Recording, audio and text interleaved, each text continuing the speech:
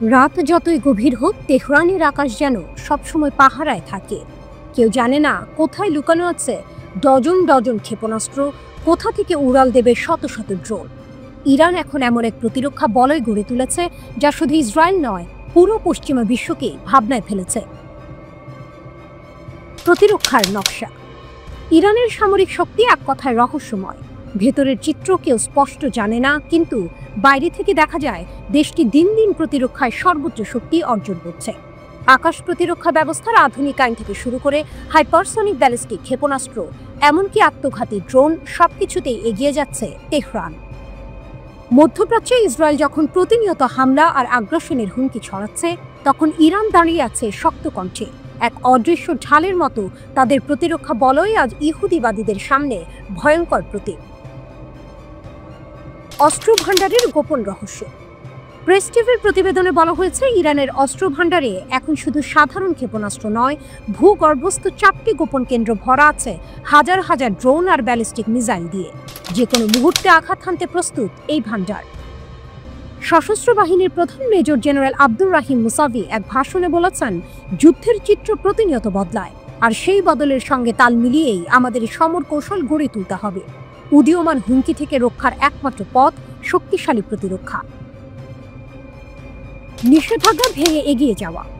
যুক্তরাষ্ট্র আর ইউরোপ বারবার নিষেধাজ্ঞা দিয়েছে, ইরানকে থামানোর চেষ্টা করেছে, কিন্তু আশ্চর্যজনকভাবে তেহরান সেসব ভেঙেই গড়েছে এক গোপন অর্থনৈতিক ছক।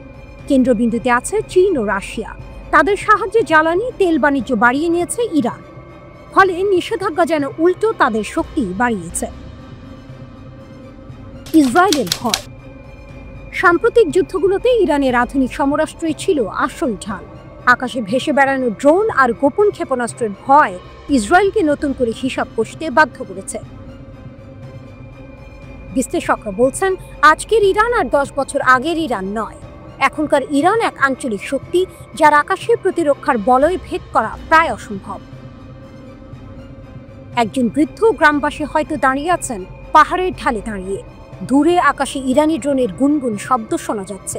তিনি মৃদু হাসি দিয়ে বলেন, আমাদের সন্তানরা এখন জানে আকাশে শত্রু ছায়া যত বড় হোক না কেন, আমাদের প্রতিরোধ আরো বড়। এটাই আজকের ইরান। যুদ্ধ নয়, বরং যুদ্ধের প্রস্তুতি তাদের সবচেয়ে বড় শক্তি। আকাশে লুকোনো রহস্যময় ভাণ্ডার, ভূগর্ভে গোপন ক্ষেপণাস্ত্র আর কূটনীতিকে শক্ত জোট, সব মিলে ইরান হয়ে উঠেছে এমন এক প্রতিরোধ শক্তি যা ভেঙে পড়া সহজ নয়।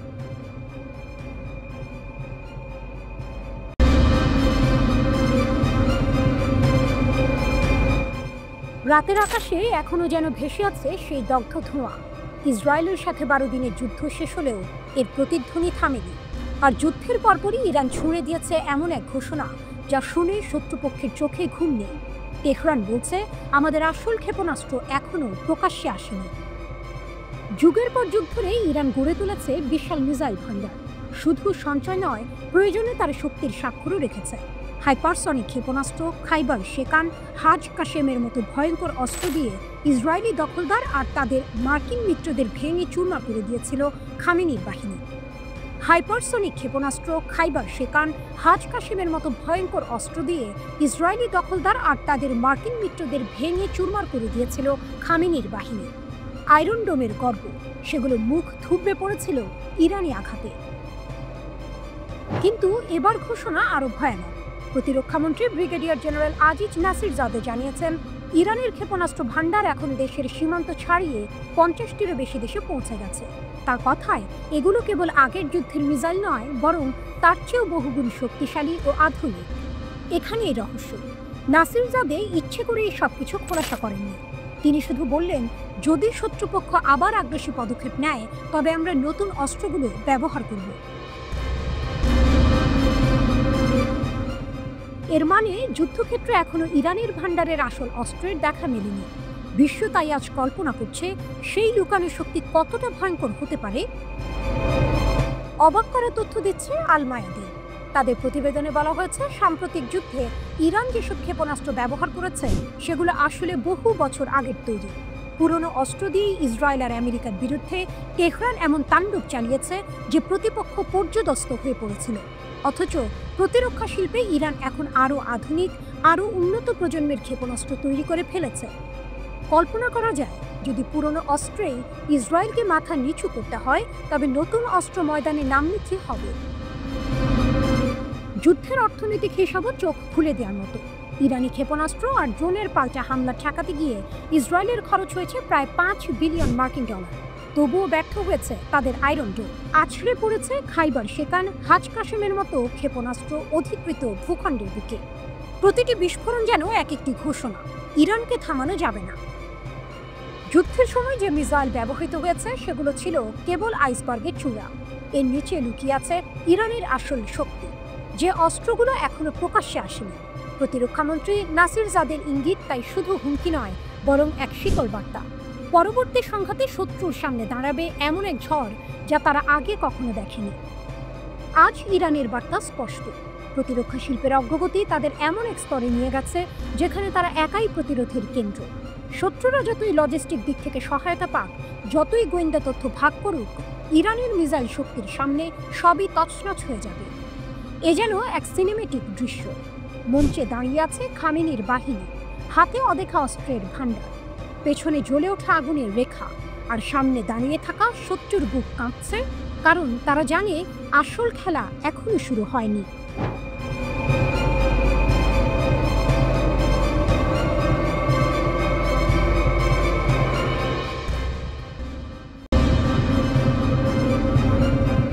দুই মাস লুকিয়ে রাখার পর বেরিয়ে এলো ইসরায়েলের আসল দুর্বলতা। ভোরবেলা 17 জুন, চারপাশে নীরবতা, শুধু পাখির ডাক।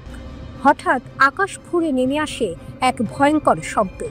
মুহূর্তেই কেঁপে ওঠে বাজান শহরের প্রাণকেন্দ্র, বিশাল তেল শোধনাগার। কয়েক সেকেন্ডের মধ্যে আগুন, ধোঁয়া আর ধ্বংসস্তূপ।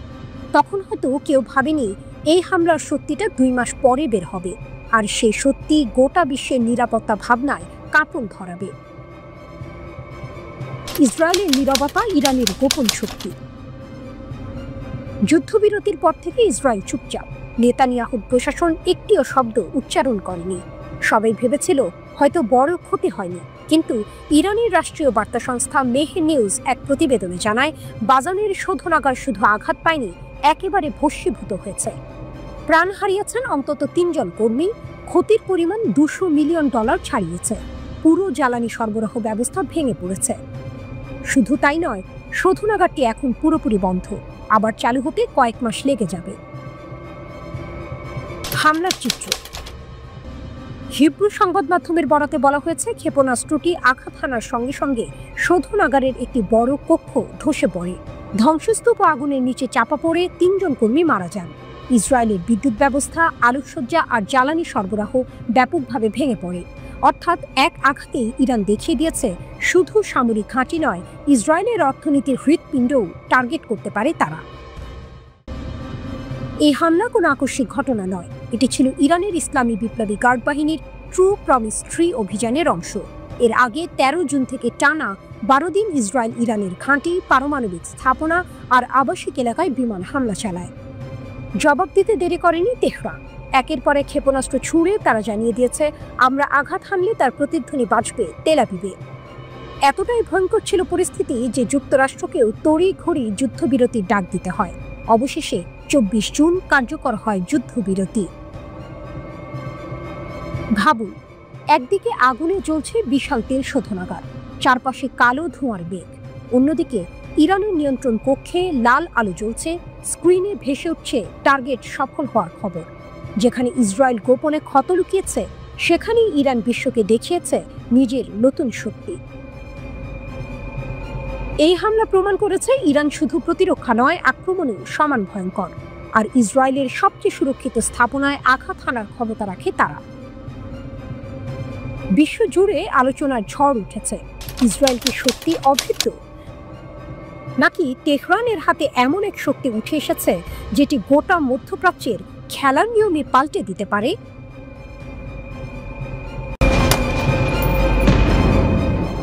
রাতের আকাশে বাজ পাখির মতো উড়ছিল ইসরায়েলের নতুন আধুনিক F-35 স্টেলথ যুদ্ধ বিমানগুলো। এই যুদ্ধ বিমানগুলোকে বলা হয় পৃথিবীর সবচেয়ে উন্নত অদৃশ্যমান বিমান। কিন্তু সেই আকাশেই ইরানের বুকে বাজল এক বিধ্বংসী গান। ইরানের বিমান প্রতিরক্ষা ও ক্ষেপণাস্ত্র বাহিনী একের পর এক F-35 ভূপাতিত করেছিল, যা এতদিন ভাবা হয়েছিল অসম্ভব। প্রথমবারের মতো ইরান এক পঞ্চম প্রজন্মের স্টেলথ যুদ্ধ বিমান ভূপাতিত করেছিল, ফিল্মের মতো নয়, বাস্তব যুদ্ধের মাঠে। এই ঘটনায় শুধু ইসরায়েলের নয়, গোটা বিশ্বের নজর ঘুরে গেছে। ইরানের এই কৌশল ছিল নিখুঁত পরিকল্পিত। তারা তাদের সক্রিয় রাডার সিস্টেম লুকিয়ে রেখেছিল, শত্রুর চোখে আকাশ নির্জন দেখিয়ে। ইসরায়েলি ড্রোন ও বিমান ভুল কৌশল অনুসরণ করে বলে ভেবেছিল তারা ইরানের বিমান প্রতিরক্ষা ভঙ্গুর করে ফেলেছে। কিন্তু আসল চমক ছিল এরপর। ইরান তার লুকানো রাডারগুলো সক্রিয় করল, ফাঁদে ফেলে দিল আকাশের অদৃশ্য বাজ পাখিদের। এই আঘাত শুধু সামরিক নয়, বরং একটি শক্তির বার্তা। ইরান আর পেছনে নেই। তাদের প্রযুক্তি, তাদের প্রস্তুতি এখন এমন পর্যায়ে পৌঁছেছে যেখানে সবচেয়ে আধুনিক ও দামি বিমানগুলো ধ্বংস হতে পারে। এরই প্রভাবে স্পেন তার বহু পরিকল্পিত F-35 ক্রয় বাতিল করার সিদ্ধান্ত নিয়েছে। তারা মার্কিন স্টেলথ বিমানের বদলে ইউরোপীয় বিমান যেমন ইউরোফাইটার টাইফুন ও FCAS প্রকল্পের দিকে ঝুঁকছে। স্পেন বলছে তাদের জন্য এখন সময় এসেছে নিজেদের প্রযুক্তি ও স্বায়ত্তশাসন বাড়ানোর। শুধু স্পেন নয়, ভারত, তুরস্ক, সুইজারল্যান্ড, কানাডা সব দেশই F-35 নিয়ে নতুন করে ভাবছে। ভারতের অবস্থান স্পষ্ট। নিজস্ব প্রযুক্তি বিকাশে বিশ্বাসী, মার্কিন বিমানে সীমিত কাস্টমাইজেশন পাওয়া যায় বলে তারা আগ্রহ কমিয়ে দিয়েছে। ইরানের ক্ষেপণাস্ত্র হামলা আর বিমান প্রতিরক্ষার সফলতা শুধু যুদ্ধক্ষেত্রেই নয়, বিশ্ববাজারেও প্রভাব ফেলেছে। লকহিড মার্টিনের গর্বিত অদৃশ্য বিমানের বিশ্বাস হারিয়ে ফেলেছে অনেক দেশ। বিশ্ব এখন নতুন যুদ্ধের জন্য প্রস্তুত হচ্ছে, যেখানে প্রযুক্তি আর কৌশল বদলাবে যুদ্ধের চেহারা। ইসরায়েলের এই পরাজয় শুধুই সামরিক না, এটি মানসিক ধাক্কা। তারা জানে তারা আর পুরনো গ্লোরিতে ফিরবে না। অন্যদিকে ইরানের গোপন প্রযুক্তি এবং লুকোনো রাডার নেটওয়ার্কের রহস্য বিশ্বের নজর কাটছে। এরা এক নতুন যুগের যোদ্ধা। যুদ্ধ এখন আর শুধু ক্ষেপণাস্ত্র বা বিমান হামলা নয়, এটি ভবিষ্যতের লড়াই, যেখানে প্রযুক্তির জাদু, গোয়েন্দা কৌশল এবং জাতীয় আত্মবিশ্বাস মিশে এক হয়ে যাবে। ইসরায়েলি পাইলটদের জন্য এটি যেন এক অজানা যুদ্ধে প্রবেশ, যেখানে তারা আকাশে অদৃশ্য হয়ে যেতে পারে না এবং ইরানের লুকোনো চোখ তাদের লক্ষ্য করে ধ্বংসের ছায়া নেমে আসে। F-35 এর পতন শুধু একটি বিমান বাহিনীর হার নয়, এটি ইরানের উদীয়মান শক্তির প্রমাণ। বিশ্ব মানচিত্রে এখন নতুন একটি ক্ষমতার আবির্ভাব ঘটেছে, যা প্রযুক্তি ও সাহসিকতার মিশেলে গড়ে উঠেছে। যুদ্ধের এই নতুন অধ্যায়ে ইরান তার অবস্থান শক্তিশালী করছে, আর বিশ্ব যুদ্ধের নতুন নিয়ম বুঝতে শুরু করেছে। গল্পটা শুরু হয় রাতের আঁধারে, যখন তেহরানের সরু গলিগুলোতে রহস্যের জাল বুনছিল বাতাস। শুধু তেহরান নয়, ছড়িয়ে ছিটিয়ে থাকা অন্যান্য শহরেও চলছিল এক গোপন খেলা। ইসরায়েলি গোয়েন্দা সংস্থা মোসাদের এজেন্টরা ছড়িয়ে পড়েছিল ইরানের মাটিতে এক অদৃশ্য সাপ হয়ে। তাদের লক্ষ্য দেশের গোপনীয় তথ্য পাচার করা, অস্থিতিশীলতা তৈরি করা। কিন্তু তাদের চাল ছিল ত্রুটিপূর্ণ, কারণ ইরানের গোয়েন্দারা তাদের এই ছায়া যুদ্ধকে গভীরভাবে পর্যবেক্ষণ করছিল। নীরবে, দক্ষতার সাথে তারা 21 জনকে চিহ্নিত করল। তাদের মধ্যে 20 জনকেই গ্রেপ্তার করা হয়েছে এবং এদেরকে হাতে নাতে ধরেছে ইরানের গোয়েন্দা মন্ত্রণালয়। এই এজেন্টরা শুধু তথ্য পাচারকারী ছিল না, তাদের মধ্যে অনেকে দেশের গুরুত্বপূর্ণ বিষয়ে হস্তক্ষেপের পরিকল্পনাও করছিল। গ্রেপ্তার হওয়া এই এজেন্টদের মধ্যে একজন নারীও ছিলেন, যিনি আপাতদৃষ্টিতে একজন সাধারণ ব্যবসায়ী হিসেবে নিজেকে পরিচয় দিয়েছিলেন। কিন্তু তার ফোন থেকে উদ্ধার হওয়া কিছু এনক্রিপ্টেড বার্তা ফাঁস করে দেয় তার আসল পরিচয়। এই গ্রেপ্তারগুলো ছিল ইরানের জন্য একটি বড় বিজয়, যা দেশের নিরাপত্তা ব্যবস্থাকে আরও শক্তিশালী করে তোলে। কিন্তু এখানেই গল্পের শেষ নয়, বরং এর শুরু। কারণ এর পরপরই ঘটে গেল এক ভয়াবহ ঘটনা, যা সমগ্র ইরানকে নাড়িয়ে দিল। তেহরানের কেন্দ্রীয় কারাগারে রুজবে বাদি নামে একজন ব্যক্তির মৃত্যুদণ্ড কার্যকর করা হয়। তার অপরাধ মোসাদের হয়ে গুপ্তচর বৃত্তি করা। রুজবে একসময় দেশের একজন খ্যাতিমান পারমাণবিক বিজ্ঞানী ছিলেন, কিন্তু অর্থের লোভ এবং প্রতিশোধের নেশা তাকে অন্ধকার পথে নিয়ে যায়। তিনি ইরানের পারমাণবিক কর্মসূচির সংবেদনশীল তথ্য ইসরায়েলি গোয়েন্দা সংস্থাকে ফাঁস করে দিচ্ছিলেন। তার মৃত্যুদণ্ড ছিল এক কঠোর বার্তা। ইরানের বিচার বিভাগ স্পষ্ট করে দেয়, দেশের নিরাপত্তার সাথে কোনো আপোষ নয়। এই ঘটনার পরপরই আরও একটি চাঞ্চল্যকর ঘটনা প্রকাশ্যে আসে। তেহরানের দক্ষিণ পূর্বাঞ্চলে একটি সন্ত্রাসী সেল ভেঙে দিয়েছে ইরানের নিরাপত্তা বাহিনী। Islamic Republic news agency IRNA অনুসারে এই সেলটি মোসাহেদিন-ই-খালক অর্গানাইজেশন MKO এর সাথে সম্পর্কিত ছিল। এই দলটি জনশৃঙ্খলা বিঘ্নিত করার এবং অস্থিতিশীলতা সৃষ্টির পরিকল্পনা করছিল। তবে তাদের পরিকল্পনা ব্যর্থ হয়ে যায়। পাক দাশেত কাউন্টির গভর্নর মোহাম্মদ হাসানপুর জানান ৩ সদস্যের এই দলটিকে গ্রেপ্তার করা হয়েছে এবং তাদের জিজ্ঞাসাবাদ চলছে। এই ৩টি ঘটনা একে অপরের সাথে সম্পর্কযুক্ত ছিল। এটা যেন এক বিশাল ষড়যন্ত্রের ৩টি ভিন্ন অংশ। প্রথমে মোসাদের এজেন্ট গ্রেপ্তার, তারপর একজন পারমাণবিক বিজ্ঞানীর মৃত্যুদণ্ড এবং সবশেষে একটি সন্ত্রাসী সেলের পতন। এর পেছনের মূল উদ্দেশ্য ছিল ইরানি নিরাপত্তা ব্যবস্থাকে ভেঙে দেয়া এবং দেশে বিশৃঙ্খলা তৈরি করা। কিন্তু ইরান তার গোয়েন্দা নেটওয়ার্কের মাধ্যমে এই চক্রান্তগুলোকে একের পর এক নস্যাৎ করে দিয়েছে। এই ঘটনাগুলো থেকে একটি বিষয় পরিষ্কার, ইরানের সরকার দেশের নিরাপত্তা নিশ্চিত করতে দৃঢ় প্রতিজ্ঞ। বিচার বিভাগের প্রধান গোলাম হোসেন মোসেনি এজেই বারবার জোর দিয়ে বলেছেন, গুপ্তচর বৃত্তির মতো অপরাধের সাথে কোনো আপোষ করা হবে না। দেশের বিচার বিভাগ ও নিরাপত্তা বাহিনী ঐক্যবদ্ধভাবে কাজ করছে। এখন প্রশ্ন হচ্ছে, এই ঘটনাগুলোর পর মোসাদকে আবারও নতুন কোনো চাল চালবে, নাকি তারা তাদের কৌশল পরিবর্তন করতে বাধ্য হবে? ইরানের নিরাপত্তা বাহিনী কি পারবে সব ষড়যন্ত্র নস্যাৎ করতে?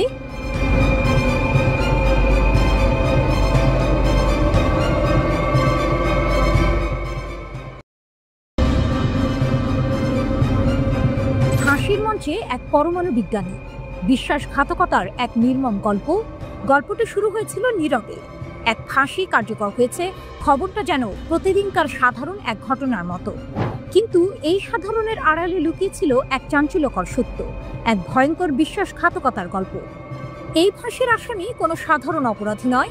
একসময় সে ছিল ইরানের গর্ব, এক পরমাণু বিজ্ঞানী। নাম তার রুজবে ভাদি। গুগলে তার নাম খুঁজলে দেখা যায় তার ক্যারিয়ার ছিল অত্যন্ত উজ্জ্বল। ইরানের পারমাণবিক শক্তি অর্জনের জন্য তার অবদান ছিল অপরিসীম।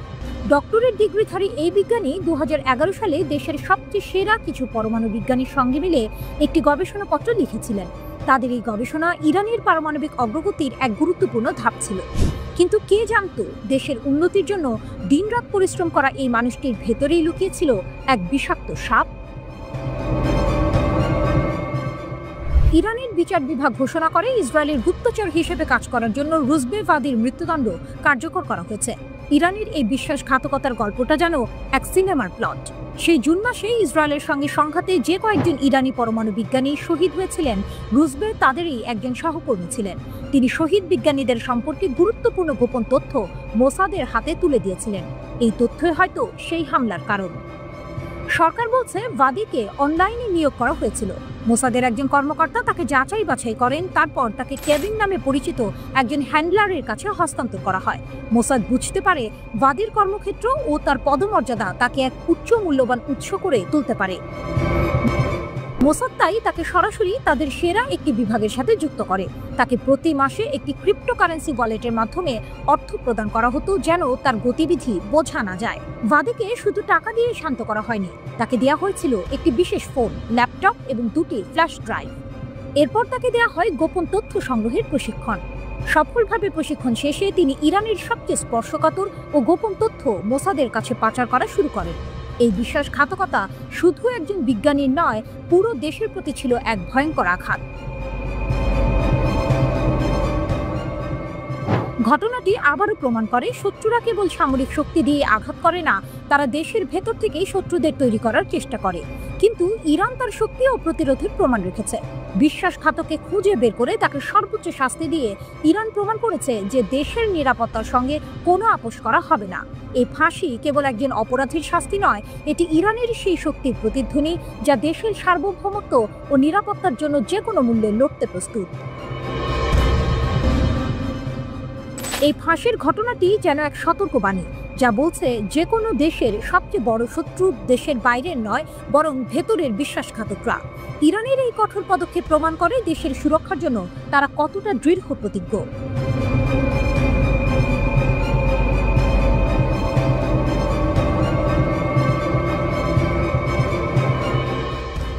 ইরানের নাটকীয় পদক্ষেপ, মোসাদের ষড়যন্ত্র নস্যাৎ, খামেনির দেশের শক্তি প্রদর্শিত, আটকে রাখা শ্বাস, রুদ্ধশ্বাস, উত্তেজনা আর একের পর এক বিস্ময়। এমনই এক চাঞ্চল্যকর ঘটনা ঘটেছে ইরানের বুকে। দেশটির গোয়েন্দা মন্ত্রণালয় এক নাটকীয় অভিযানে মোসাদ সংশ্লিষ্ট গোষ্ঠীগুলোর একটি বড় ষড়যন্ত্র ফাঁস করেছে।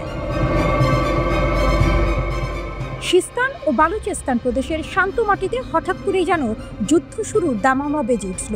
কিন্তু ইরান তার অদম্য শক্তি ও ক্ষুরধার বুদ্ধিমত্তা দিয়ে শত্রুর সব চাল নস্যাৎ করে দিয়েছে। রিপোর্ট আল মায়াদিনের। মার্কিন অস্ত্রের বিশাল চালান জব্দ, এক মারাত্মক চাল। শত্রুরা হয়তো ভেবেছিল তারা গোপনে তাদের কাজ চালিয়ে যাবে এবং ইরান তাদের ফাঁদে পা দেবে, কিন্তু সিস্তান ও বালুচেস্তানে যা ঘটল তা তাদের সব পরিকল্পনা উল্টে দিল। ইরানের নিরাপত্তা কর্মকর্তারা 3টি পৃথক অভিযানে 210টিরও বেশি সামরিক গ্রেড অস্ত্র জব্দ করেছেন। এই অস্ত্রগুলো কোথা থেকে এসেছে জানেন? মার্কিন যুক্তরাষ্ট্র। হ্যাঁ, ঠিকই শুনেছেন। মার্কিন অস্ত্রগুলো ইসরায়েলের মোসাদ গোয়েন্দা সংস্থার সঙ্গে যুক্ত কিছু গোষ্ঠী পাচার করছিল। তাদের উদ্দেশ্য ছিল একটাই, ইরানকে অস্থিতিশীল করা এবং সন্ত্রাসী কর্মকাণ্ডের মাধ্যমে দেশের শান্তি নষ্ট করা। কিন্তু ইরানের গোয়েন্দা বিভাগের তীক্ষ্ণ নজর থেকে কিছুই লুকানো সম্ভব নয়। তারা এই ষড়যন্ত্রের গন্ধ পেয়েছিল এবং অত্যন্ত দক্ষতার সাথে এই বিপুল পরিমাণ অস্ত্রের চালান আটক করেছে। এটি কেবল একটি অস্ত্র জব্দ নয়, এটি মোসাদ এবং তাদের মিত্রদের মুখের ওপর একটি সজাগ চপেটাঘাত। ইরানের এই পদক্ষেপ প্রমাণ করে দেশের নিরাপত্তা রক্ষার জন্য তারা কতটা দৃঢ় প্রতিজ্ঞ। আইআরজিসির হুঁশিয়ারি, প্রত্যাশার চেয়েও কঠোর জবাব। ইরান শুধু অস্ত্র জব্দ করেই থেমে থাকেনি, বরং শত্রুদের প্রতি এক কঠিন বার্তা দিয়েছে। দেশটির সামরিক কমান্ডারদের শাহাদাতের 40তম দিন উপলক্ষে দেয়া এক বিবৃতিতে Islamic revolutionary guard corps IRGC স্পষ্ট জানিয়ে দিয়েছে, ইরানের নিরাপত্তার উপর যে কোনো হুমকির জবাবে তারা প্রত্যাশার চেয়েও বেশি কঠোর প্রতিক্রিয়া জানাবে। বিবৃতিতে বলা হয়েছে, অপারেশন ট্রু প্রমিস 3 এর চেয়েও বেশি শক্তিশালী এবং বেদনাদায়ক হবে তাদের পরবর্তী পদক্ষেপ। এই হুঁশিয়ারি দেওয়া হয়েছে মূলত যুক্তরাষ্ট্র, ইসরায়েল এবং তাদের মিত্রদের উদ্দেশ্যে। এর মাধ্যমে আইআরজিসি নিজেদের অপ্রতিরোধ্য শক্তির কথা পুনরায় স্মরণ করিয়ে দিয়েছে। তারা যে কোনো আগ্রাসনের বিরুদ্ধে যে কোনো সময়, যে কোনো স্থানে কড়া জবাব দিতে প্রস্তুত।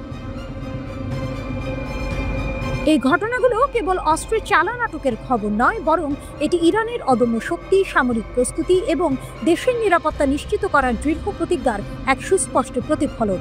শত্রুরা যখন দেশের শান্তি নষ্ট করতে চায়, তখন ইরান যেন আরও শক্তিশালী হয়ে ওঠে। এই নাটকীয় মোড় এবং রুদ্ধশ্বাস পরিস্থিতি প্রমাণ করে ইরানকে দুর্বল ভাবার কোনো অবকাশ নেই। দেশের সার্বভৌমত্ব রক্ষায় তারা যে কতটা অপ্রতিরোধ্য তা আবারও প্রমাণিত হলো। এই ঘটনা কি অঞ্চলে আরও নতুন কোনো উত্তেজনার জন্ম দেবে, নাকি শত্রুরা ইরানের এই শক্তি দেখে পিছু হটবে?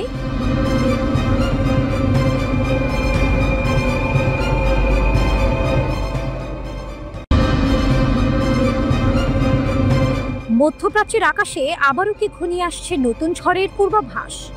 গাজা থেকে শুরু করে সমগ্র ভূখণ্ডে চলা সংঘাতের উত্তাপ যখন কিছুটা থিত হচ্ছিল, ঠিক তখনই যেন তেহরান থেকে ভেসে এলো এক হুঙ্কার। এই বার্তা কেবল কোনো রাজনৈতিক বিবৃতি নয়, বরং ইসরায়েলের প্রতি এক সরাসরি এবং শীতল চ্যালেঞ্জ। ইরানের সেনাপ্রধান মেজর জেনারেল আমির হাতামির কণ্ঠে শোনা গেল সেই হুঁশিয়ারি, আমাদের ক্ষেপণাস্ত্র ও ড্রোন শক্তি সম্পূর্ণরূপে সংরক্ষিত আর তা গুলি চালানোর জন্য প্রস্তুত। এই বাক্যটি যেন এক সিনেমার সবচেয়ে গুরুত্বপূর্ণ সংলাপের মতো। এটি নিছক একটি ঘোষণা নয়, বরং এক সুদূর প্রসারী কৌশলের ইঙ্গিত। হাতামি স্পষ্ট ভাষায় জানিয়ে দিয়েছেন, তারা ইসরায়েলি হুমকিকে বিন্দুমাত্র হালকাভাবে দেখছেন না, বরং তিনি ইসরায়েলকে আখ্যা দিয়েছেন এক শত্রু এবং একগুঁয়ে প্রতিপক্ষ হিসেবে, যার ইতিহাস আগ্রাসন ও অপরাধের সাক্ষী।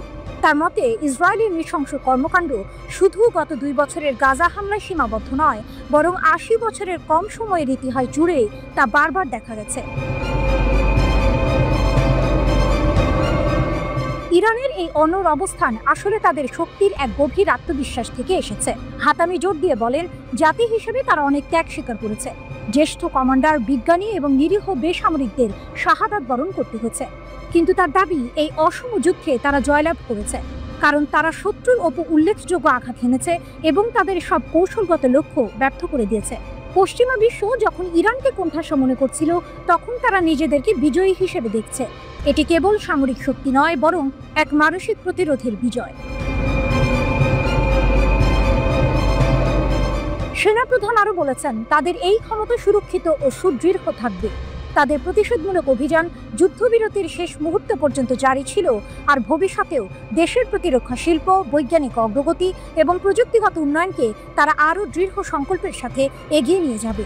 এই ঘোষণা থেকে বোঝা যায় ইরান শুধুমাত্র বর্তমান নিয়ে ভাবছে না, বরং ভবিষ্যতের জন্য নিজেদের আরও শক্তিশালী করতে বদ্ধপরিকর। এই পটভূমিতে ইরানের ইসলামিক রিভলিউশনারি গার্ড কর্পসের মুখপাত্র ব্রিগেডিয়ার জেনারেল আলী মোহাম্মদ নাইনির একটি সতর্কবার্তা যেন শেষ পেরেক ঠুকে দেয়। তিনি ইসরায়েলি কর্মকর্তাদের উস্কানিমূলক হুমকির জবাবে বলেন, ইরানের প্রতিক্রিয়া আগের চেয়েও ভয়াবহ হবে। এই বিবৃতি যেন এক আসন্ন ঝড়ের শেষ পূর্বাভাস।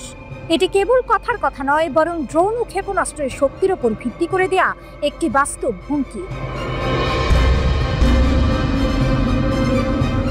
ইরানের এই ঘোষণা মধ্যপ্রাচ্যের রাজনীতিতে এক নতুন অধ্যায় শুরু করল। এটি কেবল একটি দেশীয় প্রতিরক্ষা নীতি নয়, বরং এক কৌশলগত অবস্থান। তারা স্পষ্ট করে দিয়েছে, তাদের উপর কোনো চাপ প্রয়োগ করে নিরস্ত্র করা যাবে না। ইরান নিজেদের শক্তিকে সম্পূর্ণ সংরক্ষিত এবং যে কোনো মুহূর্তে ব্যবহার করার জন্য প্রস্তুত রেখেছে।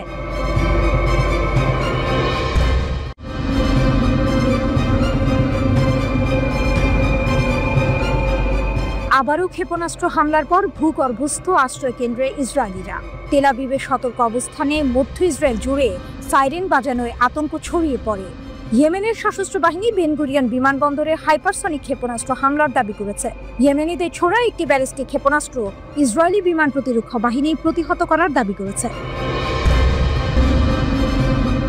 প্রাথমিক প্রতিবেদন অনুসারে এই হামলায় কোনো হতাহত বা ক্ষয়ক্ষতির খবর পাওয়া যায়নি। আইডিএফ ক্ষেপণাস্ত্র উৎক্ষেপণের বিষয়টি নিশ্চিত করেছে এবং জানিয়েছে যে প্রতিরক্ষা ব্যবস্থা তাৎক্ষণিকভাবে প্রতিক্রিয়া জানিয়েছে। ইসরায়েলের লক্ষ্যবস্তুতে আঘাত করার আগেই ক্ষেপণাস্ত্রটি প্রতিহত করা হয়েছে। ইয়েমেনের সশস্ত্র বাহিনী দায় স্বীকার করে জানিয়েছে যে তারা বেন গুরিয়ন বিমানবন্দরকে লক্ষ্য করে হামলা চালিয়েছে। ইয়েমেন থেকে 48 ঘন্টারও কম সময়ের মধ্যে এটি ছিল ইসরায়েলের উপর দ্বিতীয় এই ধরনের আক্রমণ। মার্চ থেকে মোট 67টি ক্ষেপণাস্ত্র এবং 17টি ড্রোন নিক্ষেপ করেছে ইয়েমেনের সশস্ত্র বাহিনী। এই প্রজেক্টাইলগুলির মধ্যে কিছু ইসরায়েলি আকাশসীমায় পৌঁছানোর আগেই বিধ্বস্ত হয়েছে। ইসরায়েল সম্প্রতি ইয়েমেনের হোদেইদা বন্দরে হামলা চালায়। 2023 সালের অক্টোবরের পর থেকে যুদ্ধ তীব্র হওয়ার পর থেকে 13তম বারের মতো ইসরায়েল ইয়েমেনে হামলা চালালো। ইয়েমেনের সশস্ত্র বাহিনী জানিয়েছে, গাজা যুদ্ধ শেষ না হওয়া পর্যন্ত তারা ইসরায়েলের উপর তাদের আক্রমণ বন্ধ করবে না। ইয়েমেনের ইরান সমর্থিত ইয়েমেনি সশস্ত্র বাহিনী 2023 সালের অক্টোবরের পর থেকে ইসরায়েলের বিরুদ্ধে বারবার ক্ষেপণাস্ত্র এবং ড্রোন হামলা চালিয়ে আসছে। তারা ফিলিস্তিনিদের সঙ্গে সংহতি প্রকাশ করে কাজ করছে বলে দাবি করে। ইয়েমেনিরা মার্চ মাসে শেষ হওয়া গাজায় 2 মাসের যুদ্ধবিরতির সময় তাদের হামলা স্থগিত করেছিল, কিন্তু ইসরায়েল যুদ্ধবিরতি ভঙ্গ করার পর আবার হামলা শুরু করে। সম্প্রতি ইসরায়েলকে উদ্দেশ্য করে বড় হুমকি দিয়েছে ইয়েমেনের সশস্ত্র প্রতিরোধ গোষ্ঠী। সামরিক অভিযানের 4র্থ ধাপে প্রবেশের ঘোষণা দিয়ে গোষ্ঠীটির মুখপাত্র জানিয়েছেন, ইসরায়েলের সঙ্গে বাণিজ্য করে কিংবা তাদের বন্দর ব্যবহার করলে যে কোনো দেশের যে কোনো জাহাজ হবে তাদের বৈধ লক্ষ্য। রয়টার্স ইয়েমেনি সশস্ত্র বাহিনীর মুখপাত্রের বরাতে জানায়, এখন থেকে ইসরায়েলের সঙ্গে সংশ্লিষ্ট সব জাহাজকে তারা বৈধ লক্ষ্য হিসেবে বিবেচনা করবে। গোষ্ঠীটির দাবি, ইসরায়েলের আগ্রাসন বন্ধ না হওয়া এবং গাজা অবরোধ না তুলে নেওয়া পর্যন্ত তাদের সামরিক অভিযান চলবে। তারা জোর দিয়ে বলেছে, এই হামলার সিদ্ধান্ত নৈতিক ও মানবিক দায়বদ্ধতা থেকে নেওয়া হয়েছে। সকল আন্তর্জাতিক শিপিং কোম্পানিকে সতর্ক করে ইয়েমেনি সশস্ত্র বাহিনী বলেছে, ইসরায়েলি বন্দর ব্যবহারে সম্পৃক্ততা বন্ধ না করলে তাদের জাহাজও হুমকির মুখে পড়বে। কেউ সতর্কবার্তা না মানলে সেই জাহাজ যে কোনো সময় ইয়েমেনি ক্ষেপণাস্ত্র ও ড্রোন হামলার শিকার হতে পারে। তবে গোষ্ঠীটি একযোগে এটাও জানিয়েছে, ইসরায়েল যদি গাজায় সামরিক অভিযান বন্ধ করে এবং অবরোধ প্রত্যাহার করে, তাহলে তারা সব ধরনের হামলা স্থগিত করবে।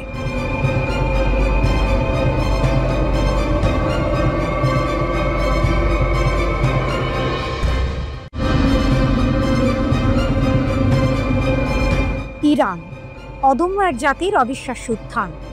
জানজান শহরের মঞ্চে দাঁড়িয়ে ইরানের রাষ্ট্রপতি মাসুদ পেজিশকিয়ান যখন বজ্রকণ্ঠে ঘোষণা করলেন, কোনো শক্তি ঐক্যবদ্ধ ইরানকে নতজানু করতে পারবে না, তখন যেন গোটা ইরানের আকাশ বাতাস এক নতুন আশার বার্তার অনুরণনে ভরে উঠল। এ শুধু কথার কথা নয়, এ হলো এক জাতির অদম্য স্পৃহা আর ইস্পাত কঠিন সংকল্পের প্রতিধ্বনি, যা সাম্প্রতিক এক শ্বাসরুদ্ধকর যুদ্ধের পর আরও একবার প্রমাণিত হলো।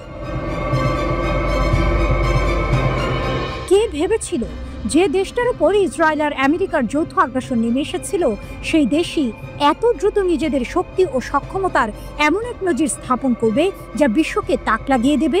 জুনের 13 তারিখ যখন ইসরায়েল ইরানের উচ্চপদস্থ কর্মকর্তা ও পারমাণবিক বিজ্ঞানীদের নিশানা করল, আর তার পরপরই যখন মার্কিন যুক্তরাষ্ট্র ইরানের বেসামরিক পারমাণবিক স্থাপনায় বোমা ফেলে যুদ্ধকে আরও উস্কে দিল, তখন অনেকেই ভেবেছিল ইরানের দিন ফুরিয়ে এসেছে। কিন্তু তারা জানতো না, এক নতুন গল্পের সূচনা মাত্র।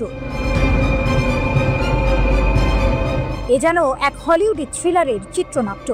একদিকে অত্যাধুনিক আয়রন ডোম আর বিপুল সামরিক সরঞ্জাম নিয়ে সজ্জিত ইসরায়েল ও পরাশক্তি আমেরিকা, অন্যদিকে কঠোর নিষেধাজ্ঞায় জর্জরিত ইরান, যাদের একমাত্র শক্তি তাদের ঐক্য, জ্ঞান আর বিশ্বাস। কিন্তু এই বিশ্বাসই তাদের সবচেয়ে বড় অস্ত্র হয়ে উঠল যখন আগ্রাসন শুরু হলো। ইরানি জনগণ, পুলিশ, নিরাপত্তা বাহিনী এবং বিশেষ করে ক্ষেপণাস্ত্র বিজ্ঞানীরা যে সম্মানজনক ও শক্তিশালী প্রতিরোধ গড়ে তুললেন, তা ছিল সত্যিই প্রশংসার যোগ্য। রাষ্ট্রপতি পেজেশকিয়ান গর্বের সাথে স্মরণ করলেন সেই 12 দিনের যুদ্ধের কথা, যখন ইরানি সশস্ত্র বাহিনী, বিশেষ করে সেনাবাহিনী এবং ইসলামী বিপ্লবী গার্ড কর্পস IRGC তাদের সমস্ত শক্তি দিয়ে শত্রুদের মোকাবিলা করেছিল। বিশ্বাস করা কঠিন কিভাবে এই বাহিনীগুলো আয়রন ডোমের মতো সুরক্ষিত ব্যবস্থা ভেদ করে ইসরায়েলি লক্ষ্যবস্তুতে আঘাত হানল। শুধু তাই নয়, পশ্চিম এশিয়ার সবচেয়ে বড় মার্কিন সামরিক ঘাঁটি কাতারের আল উদেইদ বিমান ঘাঁটিতেও নির্ভুলভাবে হামলা চালালো তারা। এ যেন ডেভিডের গলিয়াতকে হারানোর এক আধুনিক উপাখ্যান। শত্রুদের সমস্ত হুমকি ও চাপকে তুচ্ছ করে ইরানি জাতীয় সশস্ত্র বাহিনী শুধু জাতীয় সার্বভৌমত্বের রক্ষা করেনি, তারা দেখিয়ে দিয়েছে যে দৃঢ় সংকল্পের কাছে কোনো বাধাই বড় নয়। যুদ্ধের মোড় ঘুরতে শুরু করলেও 24 জুন ইসরায়েলি সরকার ও মার্কিন যুক্তরাষ্ট্র ইরানের এই অপ্রত্যাশিত ও শক্তিশালী পাল্টা হামলায় এতটাই হতভম্ব হয়ে গিয়েছিল যে তাদের পক্ষে আর যুদ্ধ চালিয়ে যাওয়া সম্ভব হয়নি। তেল আবিব যুদ্ধবিরতি চাইতে বাধ্য হলো। এ যেন এক অবিশ্বাস্য টুইস্ট। যে দেশগুলো ইরানকে নতজানু করতে চেয়েছিল, তারাই শেষ পর্যন্ত নিজেদের গুটিয়ে নিতে বাধ্য হলো। ইসলামী বিপ্লবী নেতা আয়াতুল্লাহ সাইয়েদ আলী খামেনি ঠিকই বলেছিলেন, এই 12 দিনের যুদ্ধ ইরানি জাতির শক্তি ও দৃঢ়তা প্রকাশ করেছে। বিশ্ব দেখেছে ইসলামী প্রজাতন্ত্রের ভিত্তির অতুলনীয় দৃঢ়তা। এই যুদ্ধ ছিল ইরানের জন্য তাদের ইচ্ছা শক্তি এবং সক্ষমতা প্রদর্শনের এক মোক্ষম সুযোগ। পেজেশকিয়ানের কথাগুলো তাই শুধু স্লোগান নয়, এ হলো এক ঐতিহাসিক সত্যের প্রতিধ্বনি। যতক্ষণ পর্যন্ত ইরানি জনগণ তাদের ঐক্য ও সংহতি বজায় রাখবে, ততক্ষণ পর্যন্ত কোনো বাধা তাদের অগ্রগতিকে বাধাগ্রস্ত করতে পারবে না। এই যুদ্ধ ইরানকে বিশ্বের দরবারে এক নতুন পরাশক্তি হিসেবে তুলে ধরেছে, যারা নিজেদের আত্মমর্যাদা ও সার্বভৌমত্বের জন্য যে কোনো মূল্যে লড়তে প্রস্তুত। অদূর ভবিষ্যতে ইরান কি আরও বড় কোনো চমক নিয়ে আসছে?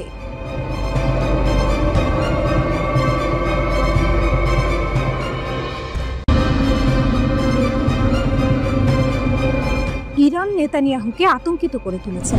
তার বাড়ির বাইরে ক্যামেরা স্থাপন করেছে। হত্যার চেষ্টার দাবির মধ্যে ইরানের একজন জ্যেষ্ঠ সংসদ সদস্যের বিশাল প্রকাশ। পেজেশকিয়ান আরাকচিকে হত্যার ষড়যন্ত্রের পর প্রতিশোধের প্রস্তুতি নিচ্ছে তেহরান। যুদ্ধ পুনরায় শুরু না হওয়ার জন্য নেতানিয়াহুকে ইরানের চূড়ান্ত সতর্কীকরণ।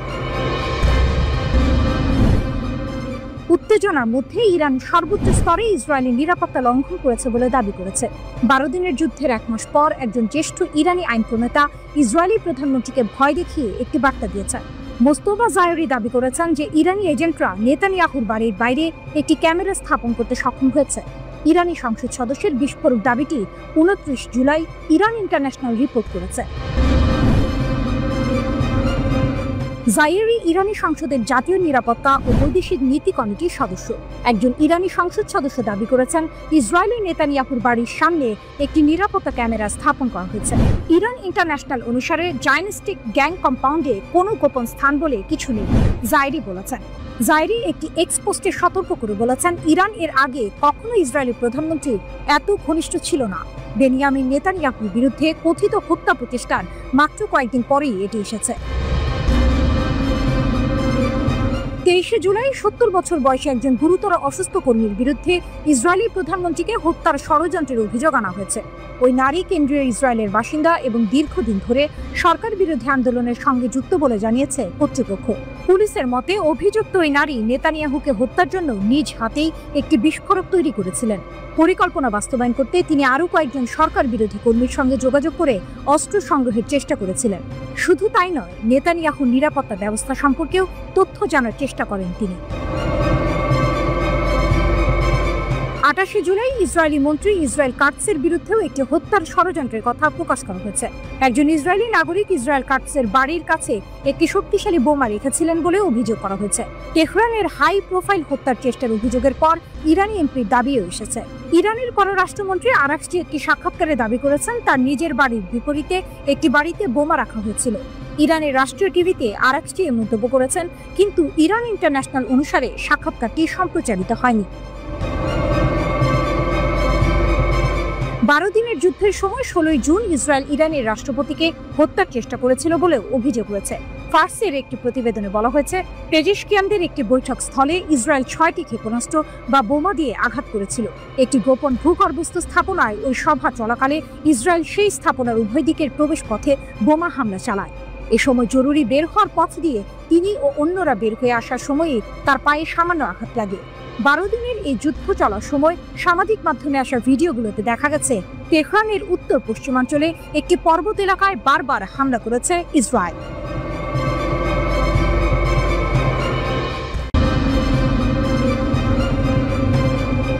গাজায় যুদ্ধ না থামালে ফিলিস্তিনকে স্বাধীন রাষ্ট্র হিসেবে স্বীকৃতি দেবে যুক্তরাজ্য। যুক্তরাজ্যের প্রধানমন্ত্রী কিয়ার স্টারমার ঘোষণা দিয়েছেন যে যদি গাজায় যুদ্ধ না থামে তাহলে আগামী সেপ্টেম্বরের মধ্যে ফিলিস্তিনকে একটি স্বাধীন রাষ্ট্র হিসেবে স্বীকৃতি দেওয়া হবে। 29 জুলাই নিজের মন্ত্রিপরিষদের সঙ্গে এক জরুরি বৈঠকের পর তিনি এই সিদ্ধান্তের কথা জানান। ব্রিটিশ প্রধানমন্ত্রী বলেন, ইসরায়েলি সরকার যদি গাজার ভয়াবহ পরিস্থিতি নিরসনে কার্যকর পদক্ষেপ না নেয় এবং নির্দিষ্ট কিছু শর্ত পূরণ না করে, যার মধ্যে যুদ্ধবিরতি ও দীর্ঘমেয়াদী শান্তি প্রক্রিয়ার প্রতি অঙ্গীকার অন্তর্ভুক্ত, তাহলে এই স্বীকৃতি কার্যকর হবে। তিনি আরও উল্লেখ করেন যে যুক্তরাজ্যের মূল লক্ষ্য হল একটি স্বাধীন ফিলিস্তিন রাষ্ট্রের পাশে একটি নিরাপদ ইসরায়েল রাষ্ট্রের সহাবস্থান নিশ্চিত করা। এর আগে বিশ্বের প্রায় 139টি দেশ ফিলিস্তিনকে স্বাধীন রাষ্ট্র হিসেবে স্বীকৃতি দিয়েছে। ফ্রান্সও জাতিসংঘের সভায় ফিলিস্তিন রাষ্ট্রকে স্বীকৃতি দেওয়ার অঙ্গীকার করেছে। এদিকে ইসরায়েলের সঙ্গে সম্পর্ক স্বাভাবিক করতে কঠিন শর্ত সৌদি আরবের। ইসরায়েলের সঙ্গে সম্পর্ক স্বাভাবিকীকরণে কঠিন শর্ত দিয়ে আসছে সৌদি আরব। আবারও সেই শর্তের পুনর্ব্যক্ত করলেন সৌদি পররাষ্ট্রমন্ত্রী ফয়সাল বিন ফারহান। তিনি বলেছেন, ফিলিস্তিনের রাষ্ট্র প্রতিষ্ঠাই টেকসই শান্তির একমাত্র পথ। দ্য টাইমস অফ ইসরায়েলের প্রতিবেদনে বলা হয়, সৌদি আরব তার অবস্থান পুনর্ব্যক্ত করে বলেছে, ইসরায়েলের সঙ্গে স্বাভাবিকীকরণ কেবল একটি ফিলিস্তিনি রাষ্ট্র প্রতিষ্ঠার মাধ্যমেই সম্ভব। প্যারিসের সঙ্গে রিয়াদের সহযোগিতায় দ্বিরাষ্ট্রীয় সমাধানের প্রচারণায় জাতিসংঘের সম্মেলনের ফাঁকে এক সংবাদ সম্মেলনে সৌদি পররাষ্ট্রমন্ত্রী ফয়সাল বিন ফারহান বলে, এটি একই অবস্থান যা 1 বছর আগে সৌদি ক্রাউন প্রিন্স মোহাম্মদ বিন সালমান প্রকাশ করেছিলেন। ওদিকে ওপেন সোর্স তথ্য এবং প্রতিরক্ষা বিশেষজ্ঞদের বরাত দিয়ে ব্লুমবার্গ জানিয়েছে, 17 বছর পর প্রথমবারের মতো যুক্তরাষ্ট্র সম্ভবত ব্রিটেনের পারমাণবিক অস্ত্র মোতায়েন করেছে। এটি রাশিয়ার জন্য একটি সম্ভাব্য সতর্কবার্তা। প্রতিবেদনে বলা হয়েছে, 16 জুলাই একটি মার্কিন সামরিক পরিবহন বিমান নিউ মেক্সিকোর কিটল্যান্ড বিমান ঘাঁটি থেকে সক্রিয় ট্রান্সপন্ডার নিয়ে পূর্ব ইংল্যান্ডের RAF লেকেনহিথে উড়ে যায়। বেশ কয়েকজন প্রতিরক্ষা বিশ্লেষকের মতে বিমানটিতে B6112 থার্মোনিউক্লিয়ার বোমা বহন করা হয়েছিল বলে ধারণা করা হচ্ছে। এটি 2008 সালের পর যুক্তরাজ্যে প্রথম মার্কিন পারমাণবিক অস্ত্র মোতায়েনের ঘটনা। গত বছর ন্যাটোর প্রাক্তন মহাসচিব জেন্স স্টলটেনবার্গ বলেছিলেন, রাশিয়া ও চীনকে ঠেকাতে সামরিক জোটটি আরও পারমাণবিক অস্ত্র মোতায়েনের কথা বিবেচনা করছে। ক্রেমলিনের মুখপাত্র দিমিত্রি পেসকভ এই মন্তব্যকে আরেকটি উত্তেজনা বৃদ্ধি বলে বর্ণনা করেন। যুক্তরাজ্য থেকে তুরস্ক সবচেয়ে শক্তিশালী অপারমাণবিক বোমা উন্মোচন করেছে তুরস্ক। এর নাম গাজাব। ইস্তাম্বুলে অনুষ্ঠিত আন্তর্জাতিক প্রতিরক্ষা শিল্প মেলায় এটি উন্মোচন করা হয়। 2000 পাউন্ড বা প্রায় 970 কেজি ওজনের বোমাটি তৈরি করেছে তুরস্কের জাতীয় প্রতিরক্ষা মন্ত্রণালয়ের গবেষণা ও উন্নয়ন R&D কেন্দ্র। এক সরকারি কর্মকর্তা জানান, বোমাটি প্রতি মিটারে 10.16টি বিস্ফোরণ ঘটাতে পারে, যেখানে সাধারণত 3 মিটার ব্যবধানে একটি বিস্ফোরণ ঘটে। এতে এর বিধ্বংসী ক্ষমতা অনেক বেশি। এটি F-16 যুদ্ধ বিমান থেকে ফেলা হয়।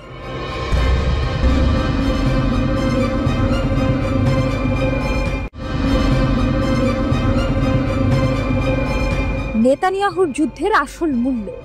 গাজার পাশাপাশি ইসরায়েলি সেনারাও কি শেষ হচ্ছে না? যখন নেতানিয়াহু গাজা যুদ্ধ চালিয়ে যাওয়ার অঙ্গীকার করছেন, তখন ইসরায়েলের ভেতরেই এক ভয়াবহ নীরব সংকট দানা বাঁধছে। এই যুদ্ধ শুধু গাজার মানুষের জীবন কেড়ে নিচ্ছে না, এটি ইসরায়েলের সামরিক বাহিনী IDF এর মেরুদণ্ড ভেঙে দিচ্ছে। প্রশ্ন উঠেছে, নেতানিয়াহুর এই যুদ্ধ কি কেবল গাজাবাসীকে নয়, ইসরায়েলের নিজেদের সেনাদেরও মেরে ফেলছে? ইসরায়েলের অদৃশ্য গণহত্যা, হাজার হাজার সেনার মানসিক পতন, ইসরায়েলের যুদ্ধযন্ত্র যেন নিজেই নিজেকে গ্রাস করছে। ইয়েদিয়ত আহরোনথের এক উদ্বেগজনক প্রতিবেদন অনুযায়ী 2023 সালের অক্টোবর থেকে এখন পর্যন্ত 10,000-এরও বেশি ইসরায়েলি সেনা post traumatic stress disorder PTSD এর লক্ষণ দেখাচ্ছেন। এর মধ্যে অন্তত 2,769 জনকে আনুষ্ঠানিকভাবে PTSD রোগী হিসেবে চিহ্নিত করা হয়েছে। শুধু তাই নয়, এই যুদ্ধের ভয়াবহ মানসিক প্রভাবে 12,000-এরও বেশি সেনা ইতিমধ্যে চাকরি ছেড়ে দিয়েছেন। ইসরায়েলের প্রতিরক্ষা মন্ত্রণালয়ের এক সূত্র ইদিওতকে জানিয়েছে, এই সেনারা শুধু সামরিক জীবনই নয়, স্বাভাবিক বেসামরিক জীবনেও কাজ করার ক্ষমতা হারিয়ে ফেলছেন। যুদ্ধ শুরু হওয়ার পর থেকে সেনাবাহিনী ও নিরাপত্তা বাহিনীর প্রায় 12,500 নতুন আহত সেনা পুনর্বাসন কেন্দ্রে যোগ দিয়েছেন। এই সংখ্যা সেই হাজার হাজার সেনার বাইরে যারা আগে থেকেই মানসিক স্বাস্থ্য চিকিৎসা নিচ্ছেন। অর্থাৎ পরিস্থিতি কতটা গুরুতর তা সহজে অনুমেয়। 2026-এর মধ্যে 1 লাখ সেনা আহত ও অক্ষম হওয়ার আশঙ্কা। ইসরায়েলের প্রতিরক্ষা মন্ত্রণালয় যে পূর্বাভাস দিয়েছে তা রীতিমতো ভয়ঙ্কর। তাদের অনুমান 2026 সালের মাঝামাঝি নাগাদ 1 লক্ষ ইসরায়েলি সেনা আহত বা অক্ষম হয়ে পড়বেন। এর মধ্যে অর্ধেকেরও বেশি মানসিক সমস্যায় ভুগবেন বলে ধারণা করা হচ্ছে। প্রতিবেদনে স্পষ্ট করে সতর্ক করা হয়েছে, যুদ্ধ শেষ হওয়ার পর এই সংখ্যা কেবল বাড়বে। বিশেষজ্ঞরা বলছেন, যুদ্ধের ময়দানে সেনারা এক ধরনের মানসিক অনাক্রম্যতা উপভোগ করেন, কিন্তু বিপদটা আসে পরে। স্বাভাবিক জীবনে ফিরে আসার পর ভয়ঙ্কর স্মৃতিগুলো মাথা চাড়া দিয়েছে। প্রতিবেদনে জোর দিয়ে বলা হয়েছে, এই বিলম্বিত ট্রমা বা আঘাতের ফলে যুদ্ধ পরবর্তী সময়ে মারাত্মক সংকট তৈরি হয়, এমনকি যুদ্ধের বছরখানেক পরও এর প্রভাব দেখা যায়। সবচেয়ে মর্মান্তিক খবরটি হলো, IDF নিজেই নিশ্চিত করেছে যে গত 14 জুলাই মাত্র 10 দিনে 3 জন ইসরায়েলি সেনা আত্মহত্যা করেছেন। চ্যানেল 12-এর খবর অনুযায়ী 14 জুলাই নাহাল ব্রিগেডের একজন সেনা নিজের জীবন কেড়ে নেন। 10 জুলাই গাজা থেকে ফিরে আসা একজন গোলানি সেনা সদে তেইমান ঘাঁটিতে আত্মহত্যা করেন। ইসরায়েল হায়ুন জানিয়েছে, 2024 সালে এই পর্যন্ত 21 জন সেনা আত্মহত্যা করেছেন। আর হারেজ এর তথ্য অনুযায়ী 2023 সালে গাজা যুদ্ধ শুরু হওয়ার পর থেকে যুদ্ধ সম্পর্কিত আত্মহত্যার সংখ্যা বেড়ে দাঁড়িয়েছে 42 জনে। এই পরিসংখ্যানগুলো কি ইসরায়েলি সমাজের প্রতি এক ভয়াবহ ইঙ্গিত দিচ্ছে? নেতানিয়াহু যখন যুদ্ধের ধারাবাহিকতা রক্ষার প্রতিশ্রুতি দিচ্ছেন, তখন তার নিজের সেনাবাহিনীর ভেতরেই এক অদৃশ্য ক্ষয় চলছে।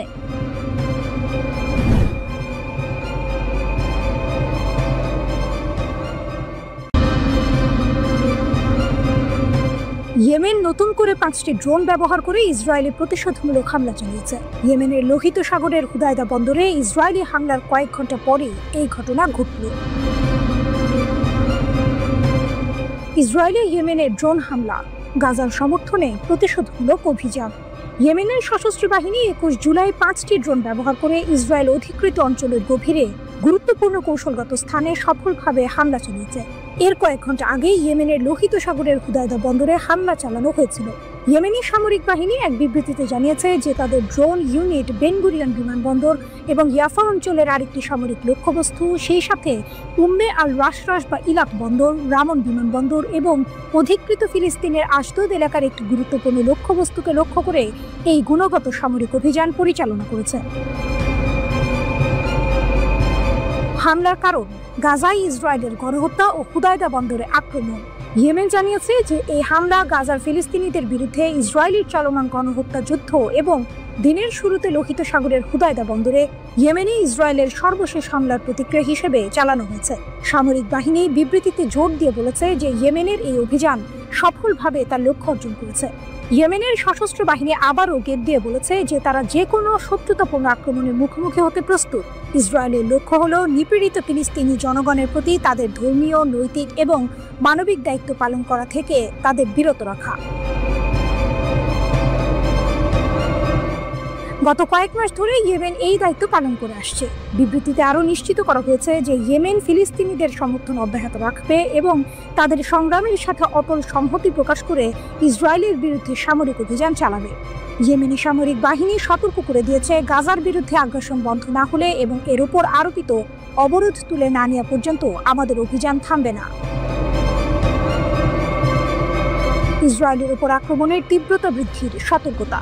21 জুলাই ইয়েমেনের আনসারুল্লাহ প্রতিরোধ আন্দোলনের রাজনৈতিক ব্যুরোর জ্যেষ্ঠ সদস্য মোহাম্মদ আল বুখাইতি সতর্ক করে দিয়েছিল, ইসরায়েলি সরকার যদি ইয়েমেনের উপর আক্রমণ আরও তীব্র করে তবে দেশটি প্রতিশোধমূলক অভিযান আরও বাড়িয়ে দেবে। গাজা সংঘাত এবং ইয়েমেনের ভূমিকা। 2023 সালের অক্টোবরে গাজায় ইসরায়েলের গণহত্যা যুদ্ধ শুরু হওয়ার পর থেকে ইয়েমেনি বাহিনী যুদ্ধবিধ্বস্ত গাজাবাসীদের সমর্থনে অসংখ্য অভিযান চালিয়েছে। তারা অধিকৃত ফিলিস্তিনি অঞ্চল জুড়ে বিভিন্ন লক্ষ্যবস্তুতে আঘাত হেনেছে এবং অধিকৃত অঞ্চলের বন্দরের দিকে অগ্রসরমান ইসরায়েলি জাহাজ বা ইসরায়েল সংশ্লিষ্ট জাহাজগুলিতেও আক্রমণ চালিয়ে আসছে।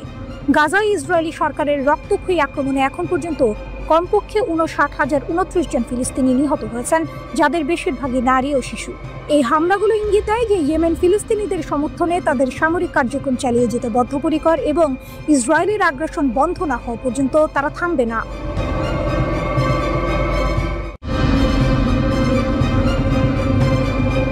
যুদ্ধ, ক্ষমতা টানাপোড়েন আর গোপন কূটনীতির এই সময়ে মস্কোর বুকে ঘটল এক নাটকীয় মোড়, যা হয়তো বদলে দিতে পারে বিশ্ব রাজনীতির গতিপথ। ইরান ও রাশিয়া দুই নায়ক, যারা নিজেদের অস্তিত্বের লড়াইয়ে অবিচল, এক নতুন অধ্যায়ের সূচনা করলেন।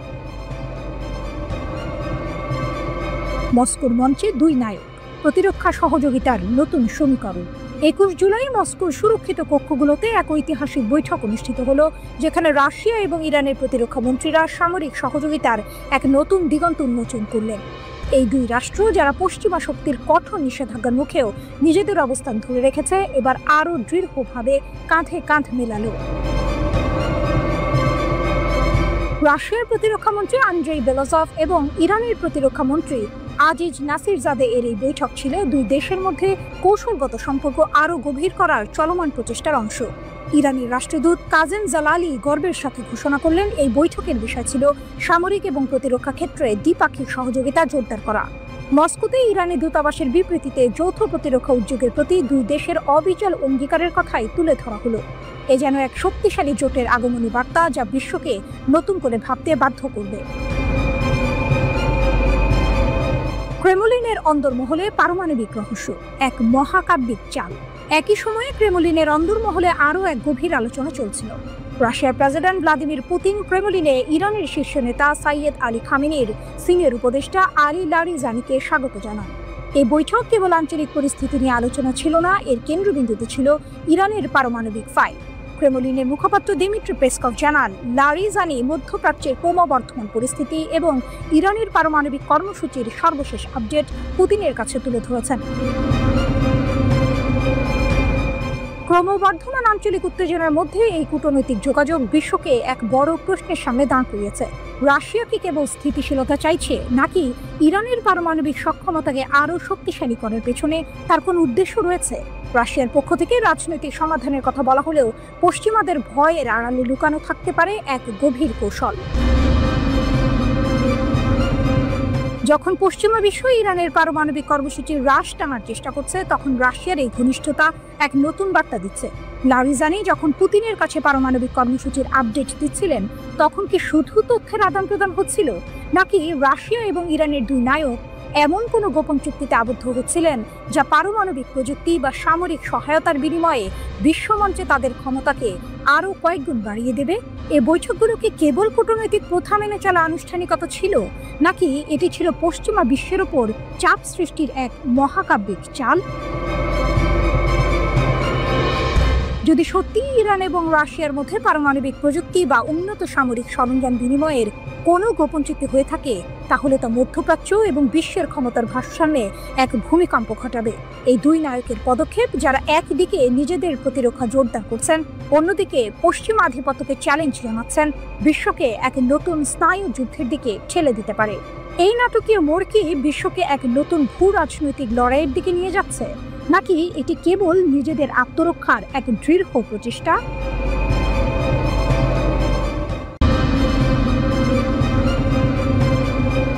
কাস্পিয়ানের বুকে রণতরীর গর্জন, এক যৌথ মহড়ার আড়ালে লুকানো বার্তা। কাস্পিয়ান সাগরের শান্ত জলরাশি হঠাৎ অশান্ত হয়ে উঠেছে। দিগন্তে ঘনিয়ে আসছে মেঘ, আর সেই মেঘের আড়াল থেকে ভেসে আসছে রণতরীর গর্জন। এ কোনো সাধারণ সামরিক মহড়া নয়, এ যেন এক ভূ রাজনৈতিক দাবা খেলার নতুন চাল, যেখানে পুতিন আর খামেনি এক টেবিলে বসেছেন, আর তাদের প্রতিপক্ষ হিসেবে চোখের সামনে ভেসে উঠেছে ইসরায়েল ও যুক্তরাষ্ট্রের তীক্ষ্ণ দৃষ্টি। একসাথে নিরাপদ ও সুরক্ষিত কাস্পিয়ান সাগরের জন্য লুকিয়ে আছে এক গভীর বার্তা, এক নীরব যুদ্ধ ঘোষণার ইঙ্গিত নয় কি? ছবিটা শুরু হয় ইরানের আমজালি বন্দরে। ভোরের আবছা আলোয় ভেসে আসে এক বিশাল আকৃতির রাশিয়ান যুদ্ধ জাহাজ। ধীর গতিতে কিন্তু নিশ্চিত পদক্ষেপে সেটি নোঙর করে নির্ধারিত মহড়া অঞ্চলে। জাহাজের গা থেকে ঠিকরে পড়ছে ভোরের সূর্যের আলো, আর তার উপস্থিতি জানান দিচ্ছে এক নতুন অধ্যায়ের সূচনা। ইরানের ইসলামী প্রজাতন্ত্রের নৌবাহিনীর উত্তর নৌবহরের আয়োজনে 3 দিনের এক মহাযুদ্ধের মহড়া। প্রেস টিভির খবর অনুযায়ী ইরান এই মহড়ায় তাদের নৌ প্রতিরক্ষা ব্যবস্থার সম্পূর্ণ সক্ষমতা প্রদর্শন করবে। এ যেন এক নীরব চ্যালেঞ্জ ছুড়ে দেওয়া হয়েছে বিশ্ব শক্তির প্রতি। উপস্থিত ছিলেন কাস্পিয়ান উপকূলীয় অন্যান্য রাষ্ট্রের সামরিক পর্যবেক্ষকরাও। তাদের চোখ ছিল তীক্ষ্ণ, কান ছিল সজাগ। প্রতিটি রণতরীর নড়াচড়া, প্রতিটি যুদ্ধ কৌশল যেন তাদের মস্তিষ্কে নতুন কোনো নকশা এঁকে দিচ্ছিল। তারা কি দেখতে পাচ্ছিলেন এক নতুন জোটের জন্ম হচ্ছে, যা বিশ্ব ক্ষমতার ভারসাম্যে বড় ধরনের পরিবর্তন আনবে? এই মহড়া এমন এক সময়ে অনুষ্ঠিত হচ্ছে যখন যুক্তরাষ্ট্র এবং ইসরায়েলের সাথে ইরানের দ্বন্দ্ব তীব্র থেকে তীব্রতর হচ্ছে। পারমাণবিক কর্মসূচির অগ্রগতি নিয়ে ইরানকে চেপে ধরেছে পশ্চিমা বিশ্ব। একের পর এক নিষেধাজ্ঞা, কড়া হুঁশিয়ারি, সবকিছুই যেন ইরানকে এক কোণঠাসা অবস্থায় ফেলে দিয়েছে। কিন্তু ইরান হার মানার পাত্র নয়। এর প্রতিক্রিয়ায় তারা হাত বাড়িয়েছে তাদের পুরনো মিত্র রাশিয়ার দিকে।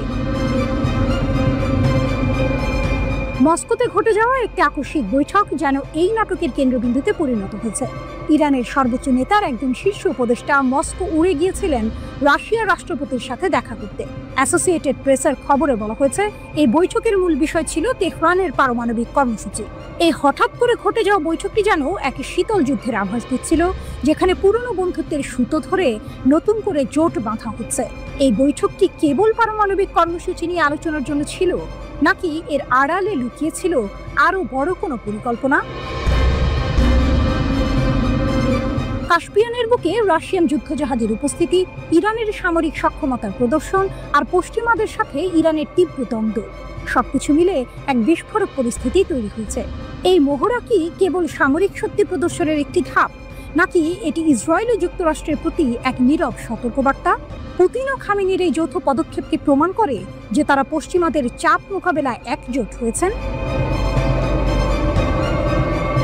প্রশ্ন হলো, এই সামরিক মহড়া কি মধ্যপ্রাচ্যে নতুন কোনো সংঘাতের জন্ম দেবে, নাকি এটি কেবল একটি কূটনৈতিক চাল যা ইরানকে পারমাণবিক কর্মসূচিতে আরো বেশি স্বাধীনতা দেবে? কাস্পিয়ান সাগরের বুকে রণতরীর এই গর্জন কি শুধুই একটি শব্দ, নাকি এটি আসন্ন এক ঝড়ের পূর্বাভাস? এই মহড়ার পর বিশ্ব রাজনীতি কোন দিকে মোড় নেবে তা জানতে হলে আমাদের চোখ রাখতে হবে কাস্পিয়ানের জলরাশির দিকে, যেখানে ক্ষমতার এক নতুন খেলা শুরু হয়েছে।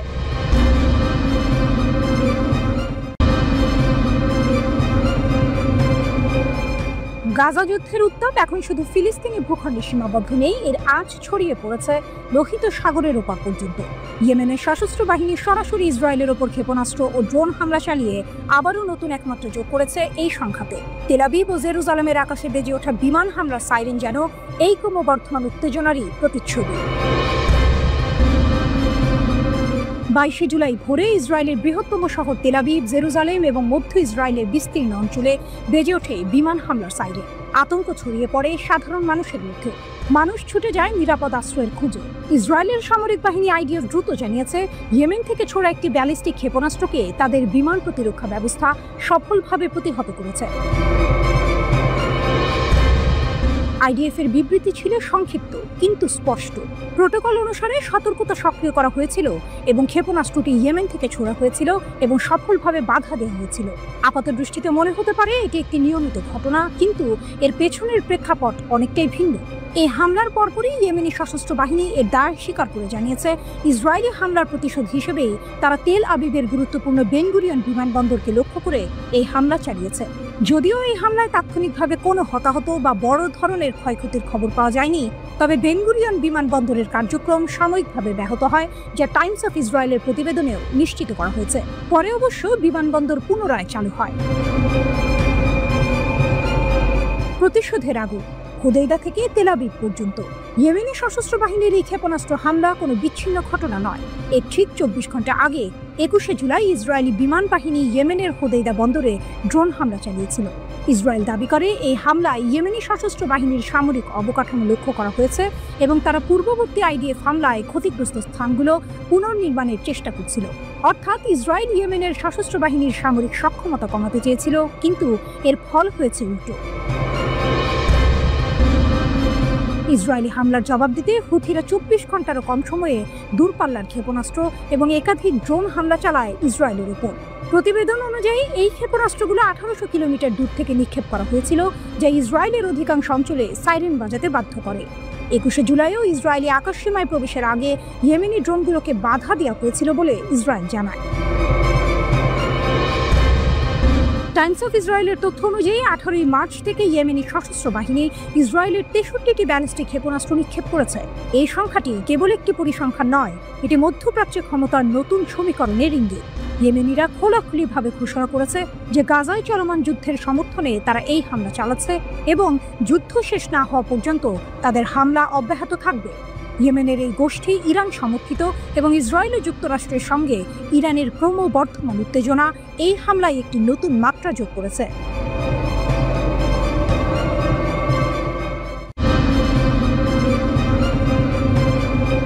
রাফাতে ইসরায়েলি সেনাদের হতাহতের দাবি কাসাম ব্রিগেডের।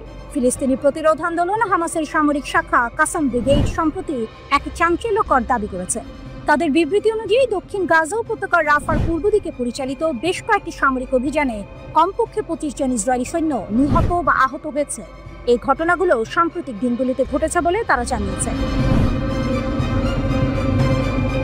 কাসাম ব্রিগেড একটি বিস্তারিত বিবৃতি প্রকাশ করে জানায় যে তাদের যোদ্ধারা 22 জুলাই রাফার পূর্ব দিকের মাশরু জংশন এলাকায় একটি সামরিক অভিযান পরিচালনা করেছে। এই অভিযানে 7 জন ইসরায়েলি সৈন্যের একটি ইউনিটকে লক্ষ্যবস্তু করা হয় কর্মী বিরোধী বিস্ফোরক ডিভাইস ব্যবহার করে। কাসাম ব্রিগেডের দাবি, এই বিস্ফোরণের ফলে ইসরায়েলি সৈন্যদের মধ্যে হতাহতের ঘটনা ঘটে। বিবৃতিতে আরও বলা হয়েছে যে এই হতাহতদের সরিয়ে নেওয়ার জন্য ইসরায়েলি হেলিকপ্টার মোতায়েন করা হয়েছিল। একই এলাকায় কাসাম যোদ্ধারা এর একদিন আগে অর্থাৎ সোমবার আরও একটি সফল অভিযান চালিয়েছে বলে দাবি করেছে। সেই অভিযানে 10 জন সৈন্যের একটি ইসরায়েলি বাহিনী যখন একটি নির্দিষ্ট স্থানে হামলা চালায়, তখন একটি বোমা আটকে পড়া বাড়িতে বিস্ফোরণ ঘটানো হয়। এই হামলায় 10 জন সৈন্য হতাহত হয় বলে কাসাম ব্রিগেড জানিয়েছে। এই হামলার পরেও ইসরায়েলি হেলিকপ্টার ব্যবহার করে হতাহতদের সরিয়ে নেওয়া হয়েছিল বলে বিবৃতিতে উল্লেখ করা হয়েছে। কাসাম ব্রিগেড আরও জানিয়েছে যে গত 17 জুলাই রাফার পূর্বে আল জানিনা পাড়ার দেইর ইয়াসিন জংশনের কাছে আরেকটি অভিযান চালানো হয়। এই অভিযানে 8 জন সৈন্য নিয়ে গঠিত একটি ইসরায়েলি ইঞ্জিনিয়ারিং ইউনিটকে লক্ষ্যবস্তু করা হয়। 2টি কর্মী বিরোধী বিস্ফোরক ডিভাইস ব্যবহার করে চালানো এই হামলায় ইসরায়েলি সৈন্যদের মধ্যে মৃত্যু ও আহত হওয়ার ঘটনা ঘটেছে বলে কাসামের দাবি। জুলাই মাসের মাঝামাঝি সময়ে কাসাম ব্রিগেড আরও একটি অভিযানের কথা জানিয়েছে। তাদের মতে প্রতিরোধী যোদ্ধারা রাফার পূর্বে শাওকা এলাকায় বাড়িতে ইসরায়েলি সেনাদের প্রলুব্ধ করে। সেনারা ওই বাড়িতে প্রবেশ করার সাথে সাথেই বিস্ফোরণ ঘটানো হয়, যার ফলে ইসরায়েলি সেনাদের মধ্যে হতাহতের ঘটনা ঘটে। এছাড়াও কাসাম ব্রিগেড 12 জুলাইয়ের একটি অভিযানের বিবরণ দিয়েছে। এই অভিযানে দক্ষিণাঞ্চলীয় খান ইউনিসেফ শহরের উত্তরে একটি সাঁজোয়া কর্মী বাহককে অত্যন্ত বিস্ফোরক ডিভাইস ব্যবহার করে বিস্ফোরণ ঘটানো হয়। এই বিস্ফোরণের ফলে অনির্দিষ্ট সংখ্যক সৈন্য নিহত ও আহত হয়েছে বলে কাসাম ব্রিগেড দাবি করেছে। কাসাম ব্রিগেড তাদের এই অভিযানগুলোর ভিডিও ফুটেজ প্রকাশ করেছে। এই ভিডিওতে উপরোক্ত অভিযানগুলোর পাশাপাশি ইয়াসিন 105 শেল দিয়ে একটি মেরকাভা ট্যাঙ্ককে লক্ষ্য করে হামলা চালানোর দৃশ্য দেখানো হয়েছে। ফুটেজে দেখা গেছে উত্তর গাজার জাবালিয়া শরণার্থী শিবিরে ইসরায়েলি সামরিক যানবাহনের খুব কাছ থেকে বিস্ফোরণ ঘটানো হয়েছে। ভিডিওতে নথিভুক্ত অভিযানগুলোর মধ্যে একটি ছিল ট্যাঙ্কের ভেতরে একটি বিস্ফোরক ডিভাইসের বিস্ফোরণ। ভিডিওটিতে আক্রমণকারী ইসরায়েলি যানবাহনের রুটে পর্যবেক্ষণ এবং বিস্ফোরক ডিভাইস স্থাপনের প্রক্রিয়া এবং সামরিক অভিযানের আগে অন্যান্য প্রস্তুতিও দেখানো হয়েছে। গাজার স্বাস্থ্য মন্ত্রণালয়ের অনুমান অনুসারে 2023 সালের অক্টোবর থেকে ইসরায়েল গাজায় কমপক্ষে 59,219 জন ফিলিস্তিনিকে হত্যা করেছে, যাদের বেশিরভাগই নারী ও শিশু। এই পরিসংখ্যান চলমান সংঘাতের ভয়াবহতা তুলে ধরে।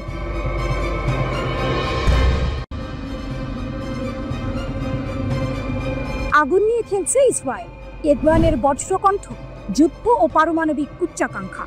ইরানের প্রেসিডেন্ট মাসুদ পেজেশকিয়ানের কণ্ঠে যেন প্রতিধ্বনিত হলো সমগ্র জাতির অদম্য সংকল্প। ইসরায়েল যদি ফের যুদ্ধের আগুন জ্বালায়, তবে ইরান পেস্তে, সম্পূর্ণ পেস্তে। প্রেসিডেন্ট পেজেশকিয়ান শান্ত কিন্তু দৃঢ় কণ্ঠে বলেছেন, ইসরায়েলের যে কোনো নতুন সামরিক পদক্ষেপের মোকাবিলায় আমরা সম্পূর্ণ প্রস্তুত এবং আমাদের সশস্ত্র বাহিনী আবারও ইসরায়েলের ভেতরে গভীরভাবে আঘাত হানার সক্ষমতা রাখে। পশ্চিমারা যখন ইরানের চলমান পারমাণবিক উচ্চাকাঙ্ক্ষার সমাধান খুঁজছে, তখনই পেজেশকিয়ানের এই মন্তব্য যেন এক নতুন বার্তা দেয়। কারণ আন্তর্জাতিক বিভিন্ন প্রতিবেদনে বলা হয়েছে, যুক্তরাষ্ট্রের চালানো হামলায় ইরানের পারমাণবিক স্থাপনাগুলোর বাস্তব ক্ষয়ক্ষতি ওয়াশিংটনের দাবির তুলনায় ছিল অনেকটাই সীমিত। ইরান যেন এক অদম্য ফিনিক্স পাখির মতো ছাই থেকে উঠে এসে আরও শক্তিশালী হয়ে উঠছে।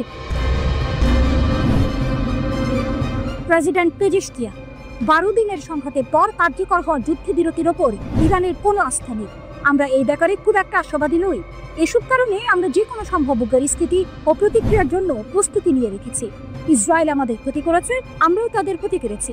তারা আমাদের ওপর শক্তিশালী হামলা চালিয়েছে, আমরাও তাদের গভীরে শক্তভাবে আঘাত হেনেছি। তবে তারা নিজেদের ক্ষয়ক্ষতি গোপন করছে।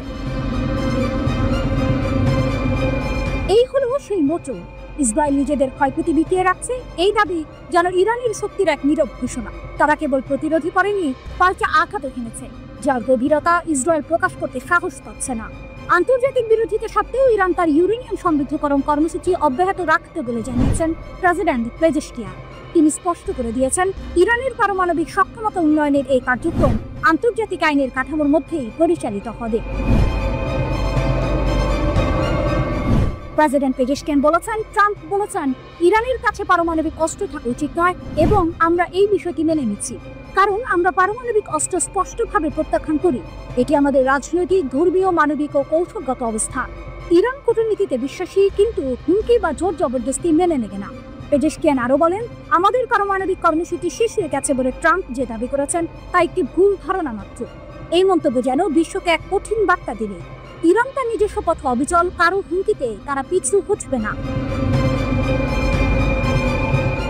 ইসরায়েল সহ প্রায় সবার একটা ধারণা ছিল, তাদের ক্ষেপণাস্ত্র প্রতিরক্ষা ব্যবস্থা আয়রন ডোম ভেদ করার ক্ষমতা কোনো মিসাইলের নেই, ফলে এটিকে তারা বলতো ঈশ্বরের দেয়া। এর পাশাপাশি তাদের রয়েছে ডেভিড স্লিং, দ্য অ্যারো এবং যুক্তরাষ্ট্রের তৈরি থাট। এছাড়া জর্ডান এবং লোহিত সাগরে মার্কিন বাহিনীর আকাশ প্রতিরক্ষা ব্যবস্থা তাদেরকে বাড়তি নিরাপত্তা নিশ্চয়তা দিয়েছিল। ইরান তার পুরো প্রতিরক্ষা ব্যবস্থা গড়ে তুলেছে ইসরায়েলকে মাথায় রেখে। আজ হোক কাল হোক ইসরায়েলের সঙ্গে সামরিক সংঘাত বাঁধবে। এই ধরনের সামরিক রাজনৈতিক বোঝাপড়া এই প্রতিরক্ষা ডক্ট্রিনের মূল প্রতিপাদ্য।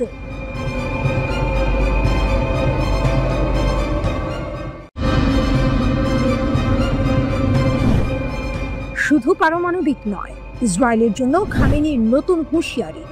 মিসাইল সংকটে আমেরিকা, ইরান কি যুদ্ধের ঢোল বাজাচ্ছে আরো জোরে? মধ্যপ্রাচ্যের আকাশ জুড়ে এখন কেবলই চাপা উত্তেজনা। একদিকে ইসরায়েল এবং যুক্তরাষ্ট্রের কঠোর হুঁশিয়ারি, অন্যদিকে ইরানও তার সামরিক সক্ষমতা বাড়ানোর ঘোষণা দিচ্ছে। এই টানটান পরিস্থিতির মাঝেই ইরানের সর্বোচ্চ নেতা আয়াতুল্লাহ আলী খামেনি ইসরায়েলের বিরুদ্ধে এক নতুন হুমকি দিয়েছেন। তার এই ঘোষণার সময়টি বিশেষভাবে তাৎপর্যপূর্ণ, কারণ ওয়াল স্ট্রিট জার্নাল সহ বিভিন্ন গণমাধ্যম দাবি করছে মার্কিন যুক্তরাষ্ট্রের ক্ষেপণাস্ত্র মজুদে নাকি মারাত্মক সংকট দেখা দিয়েছে।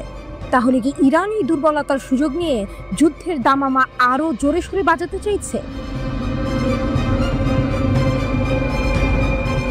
খামেনির অগ্নিঝরা ঘোষণা। 25 জুলাই ইসরায়েলের 13 জুনের হামলার 40 দিন উপলক্ষে এক বিবৃতিতে খামেনি তার কঠোর মনোভাব প্রকাশ করেন। এই হামলায় ইরানের বেশ কয়েকজন সামরিক কমান্ডার ও পারমাণবিক বিজ্ঞানী শহীদ হয়েছিলেন। খামেনি এই হামলাকে দুষ্ট ও অপরাধী ইহুদিবাদী শাসক গোষ্ঠীর কাজ বলে অভিহিত করেছেন। তার কথায় ছিল শোক, কিন্তু তার চেয়েও বেশি ছিল প্রতিজ্ঞা। তিনি বলেছেন, বোকা অদূরদর্শী শত্রু তার লক্ষ্য অর্জনে ব্যর্থ হয়েছে। এর চেয়েও বড় কথা, তিনি অঙ্গীকার করেছেন যে ভবিষ্যৎ দেখাবে যে আমাদের সামরিক এবং বৈজ্ঞানিক অগ্রগতি উভয় স্রষ্টার ইচ্ছায় আগের চেয়ে আরও বেশি গতিতে এগিয়ে যাবে। খামেনির এই দৃঢ় ঘোষণা ইঙ্গিত দিচ্ছে যে ইরান কেবল পারমাণবিক কর্মসূচিতেই নয়, সামগ্রিক সামরিক শক্তি বৃদ্ধিতেও মনোযোগ দেবে। তার মতে, ইরানের শত্রুরা ঠান্ডা লোহার উপর হাতুড়ি মারছে, তবে ইরান দিন দিন শক্তিশালী হয়ে উঠবে। এই বক্তব্যগুলি ইসরায়েল এবং যুক্তরাষ্ট্রের জন্য স্পষ্ট বার্তা, ইরানকে দমানো এত সহজ হবে না। ইসরায়েলের যুদ্ধের ইঙ্গিত এবং যুক্তরাষ্ট্রের দুর্বলতা। খামেনির এই মন্তব্যের ঠিক আগে ইসরায়েলের প্রতিরক্ষামন্ত্রী কাটস ইরানের সাথে যুদ্ধ পুনরারম্ভের ইঙ্গিত দিয়েছিলেন। জেরুজালেম পোস্ট অনুসারে তিনি বিমান শ্রেষ্ঠত্ব বজায় রাখার উপর জোর দিয়েছিলেন এবং ইরানকে পারমাণবিক শক্তি অর্জন থেকে বিরত রাখার পরিকল্পনা কার্যকর করার আহ্বান জানান। এমনকি মার্কিন প্রেসিডেন্ট ডোনাল্ড ট্রাম্প এবং ইসরায়েলের প্রধানমন্ত্রী বেনিয়ামিন নেতানিয়াহু বলেছিলেন যে ইরান যদি তাদের পারমাণবিক কর্মসূচি পুনরায় শুরু করে তবে তারা হামলা চালাবে। কিন্তু গল্পের টুইস্ট এখানেই। এইসব যুদ্ধংদেহী মনোভাবের মধ্যেই একটি চাঞ্চল্যকর তথ্য সামনে এসেছে। এক্সিওসের এক রিপোর্টে বলা হয়েছে, ইসরায়েল ইরান যুদ্ধের পর যুক্তরাষ্ট্র এবং ইসরায়েলের ক্ষেপণাস্ত্র বিরোধী ব্যবস্থা যেমন প্যাট্রিয়ট এবং থার্ড মজুদে মারাত্মক ঘাটতি দেখা দিয়েছে। প্রতিবেদনে আরও উল্লেখ করা হয়েছে, ইরানি ক্ষেপণাস্ত্র প্রতিরোধে মার্কিন ও ইসরায়েলের প্রতিরক্ষা ব্যবস্থাগুলো ব্যর্থ হয়েছিল, যার ফলে ইসরায়েলে প্রায় 2 ডজন মানুষ নিহত হয় এবং সামরিক স্থাপনা ও বাসস্থান ধ্বংস হয়। এই পরিস্থিতি মধ্যপ্রাচ্যের ক্ষমতার ভারসাম্যে এক নতুন সমীকরণ তৈরি করছে।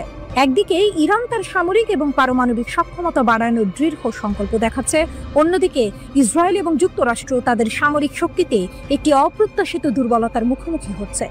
মার্কিন ক্ষেপণাস্ত্রের এই ঘাটতি কি ইরানকে আরও সাহসী করে তুলবে?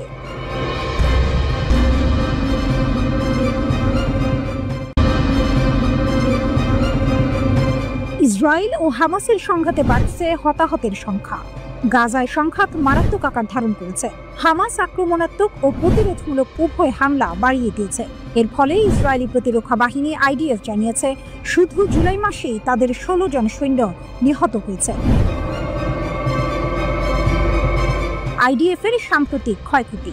নিহতদের মধ্যে রয়েছেন সার্জেন্ট মেজর অবসরপ্রাপ্ত বেতজালেল ইয়েহোশুয়া মুজবাচার, যিনি 749তম কমব্যাট ইঞ্জিনিয়ারিং ব্যাটালিয়নের একজন যুদ্ধ প্রকৌশলী ছিলেন। গত 19 জুলাই গাজার খান ইউনিসে তার হামভিতে রাস্তার পাশে বোমা হামলায় গুরুতর আহত হওয়ার পর তিনি মারা যান।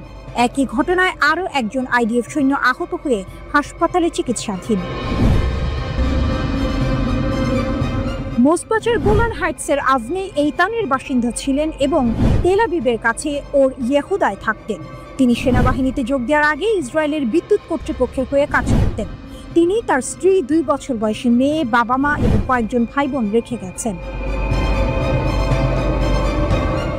সংঘাতের ব্যাপকতা ও জিম্মি মুক্তির দাবি।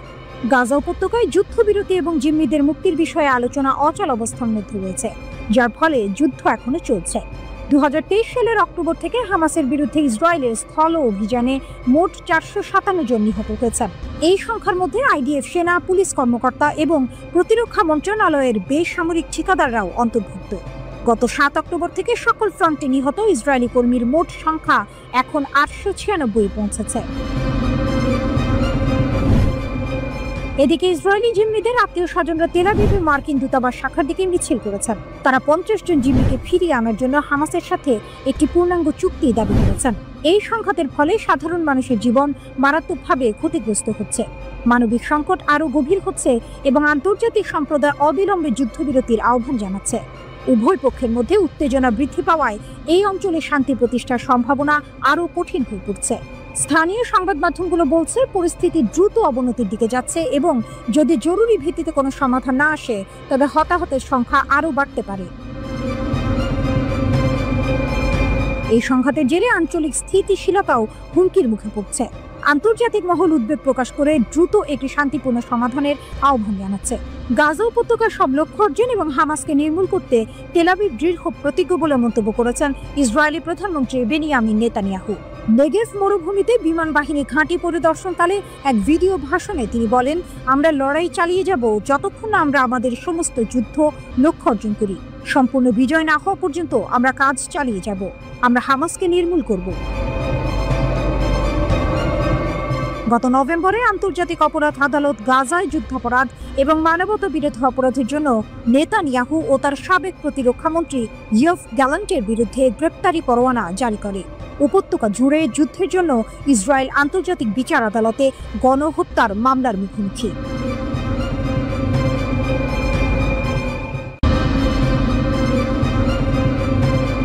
গভীর সমুদ্রে রাশিয়ার পারমাণবিক বজ্রধ্বনি, প্রশান্ত মহাসাগরের বরফ শীতল আর্কটিক থেকে বাল্টিক সাগরের অস্থির জলরাশি, এমনকি কাস্পিয়ান সাগরের শান্ত বুকেও এক অভূতপূর্ব সামরিক মহড়ায় গর্জে উঠেছে রাশিয়ার নৌশক্তি। বিশ্বজুড়ে ছড়িয়ে পড়ছে ভ্লাদিমির পুতিনের নতুন নৌকৌশলের পদধ্বনি, যা প্রথমবারের মতো উন্মোচন করা হয়েছে। কিন্তু এই বিশাল মহড়ার আসল উদ্দেশ্য কি? শুধুই কি সামরিক প্রস্তুতি, নাকি এর পেছনে লুকিয়ে আছে আরও গভীর কোনো পরিকল্পনা? রাশিয়ার নৌবাহিনী জুলাই স্টর্ম নামক এক বিশাল যুদ্ধ মহড়া শুরু করেছে। এই মহড়া নেতৃত্ব দিচ্ছেন অ্যাডমিরাল মোইসেয়েভ। এর আওতায় প্রশান্ত মহাসাগর, আর্কটিক, বাল্টিক এবং কাস্পিয়ান সাগরের অপারেশনাল জোনগুলোতেও একযোগে চলছে স্থল, সমুদ্র ও বিমান ইউনিটের সম্মিলিত প্রশিক্ষণ। মহড়ার দৃশ্যগুলো যেন হলিউডের অ্যাকশন সিনেমাকেও হার মানায়। আভাচা উপসাগরে অ্যান্টি সাবমেরিন জাহাজগুলো কামান দাগছে, আর কাস্পিয়ান সাগরে ক্ষেপণাস্ত্রবাহী জাহাজগুলো নিখুঁতভাবে লক্ষ্যবস্তু ধ্বংস করছে। মুরমানস্ক অঞ্চলে নর্দার্ন ফ্লিটের যুদ্ধ বিমানগুলো শত্রুর কাল্পনিক লক্ষ্যবস্তুতে বিমান হামলা চালাচ্ছে। এমনকি নৌ বিমান বাহিনীকে দূরপাল্লার ড্রোন শনাক্ত ও ধ্বংস করার দায়িত্ব দেওয়া হয়েছে। হেলিকপ্টারগুলো উদ্ধার অভিযান এবং ডুবোজাহাজ বিরোধী কার্যক্রমে অংশ নিচ্ছে। কামচাটকা উপকূলের কাছে একটি মাল্টি রোল পারমাণবিক ডুবোজাহাজ শত্রুর উপস্থিতি অনুকরণ করে মহড়ায় অংশ নিচ্ছে, যেখানে রাশিয়ান জাহাজগুলো শত্রুপক্ষের ডুবোজাহাজ ট্র্যাক ও ধ্বংস করার অনুশীলন করছে। প্রতিরক্ষা মন্ত্রণালয় জানিয়েছে, এই মহড়ার মূল লক্ষ্য হল উন্নত সামুদ্রিক হুমকি মোকাবিলায় নিজেদের সক্ষমতা পরীক্ষা করা এবং বাস্তব পরিস্থিতিতে নৌবাহিনীর যুদ্ধ প্রস্তুতি যাচাই করা। প্রকাশিত ফুটেজে সরাসরি গোলাবর্ষণ এবং সমন্বিত হামলার কৌশল দেখা গেছে, যা রাশিয়ার সামরিক শক্তির এক ভয়ঙ্কর চিত্র তুলে ধরেছে। পুতিনের নতুন কৌশল শুধু প্রতিরক্ষা নাকি আক্রমণ? কিন্তু এখানেই আসে সেই মোটর। পুতিন নতুন যে নৌকৌশল উন্মোচন করেছেন তা কি কেবল প্রতিরক্ষামূলক, নাকি এর আড়ালে রয়েছে বিশ্বের ক্ষমতা সমীকরণে এক নতুন ভারসাম্য তৈরির সুদূর প্রসারী পরিকল্পনা? এই বিশাল মহড়া এমন এক সময়ে হচ্ছে যখন বিশ্ব জুড়ে ভূ রাজনৈতিক উত্তেজনা তুঙ্গে। ইউক্রেন যুদ্ধের পর পশ্চিমা দেশগুলোর সঙ্গে রাশিয়ার সম্পর্ক তলানিতে। এমন পরিস্থিতিতে পারমাণবিক সক্ষমতা সম্পন্ন নৌবাহিনীর এই বিশাল মহড়া কেবল সামরিক বার্তা নয়, বরং একটি সুস্পষ্ট রাজনৈতিক বার্তাও বটে। এটি ইঙ্গিত দেয় যে রাশিয়া নিজেদের বৈশ্বিক প্রভাব পুনঃপ্রতিষ্ঠা করতে বদ্ধপরিকর। বিশেষ করে আর্কটিক অঞ্চলে রাশিয়ার ক্রমবর্ধমান সামরিক উপস্থিতি নতুন করে ভূ রাজনৈতিক বিতর্ক সৃষ্টি করেছে, যেখানে প্রাকৃতিক সম্পদ এবং নতুন নৌ রুটের নিয়ন্ত্রণ নিয়ে বিশ্ব জুড়ে প্রতিযোগিতা বাড়ছে। তাহলে কি জুলাই ঝড় শুধু একটি মহড়া নয়, বরং বিশ্বকে পুতিনের পারমাণবিক সক্ষমতা এবং নতুন আগ্রাসী নৌকৌশলের জানান দেওয়ার একটি প্রদর্শনী? এই মহড়া কি কেবল সমুদ্রের গভীরে সীমাবদ্ধ থাকবে, নাকি এর ঢেউ আন্তর্জাতিক রাজনীতিতেও বড় ধরনের পরিবর্তন আনবে? সেটাই এখন দেখার বিষয়।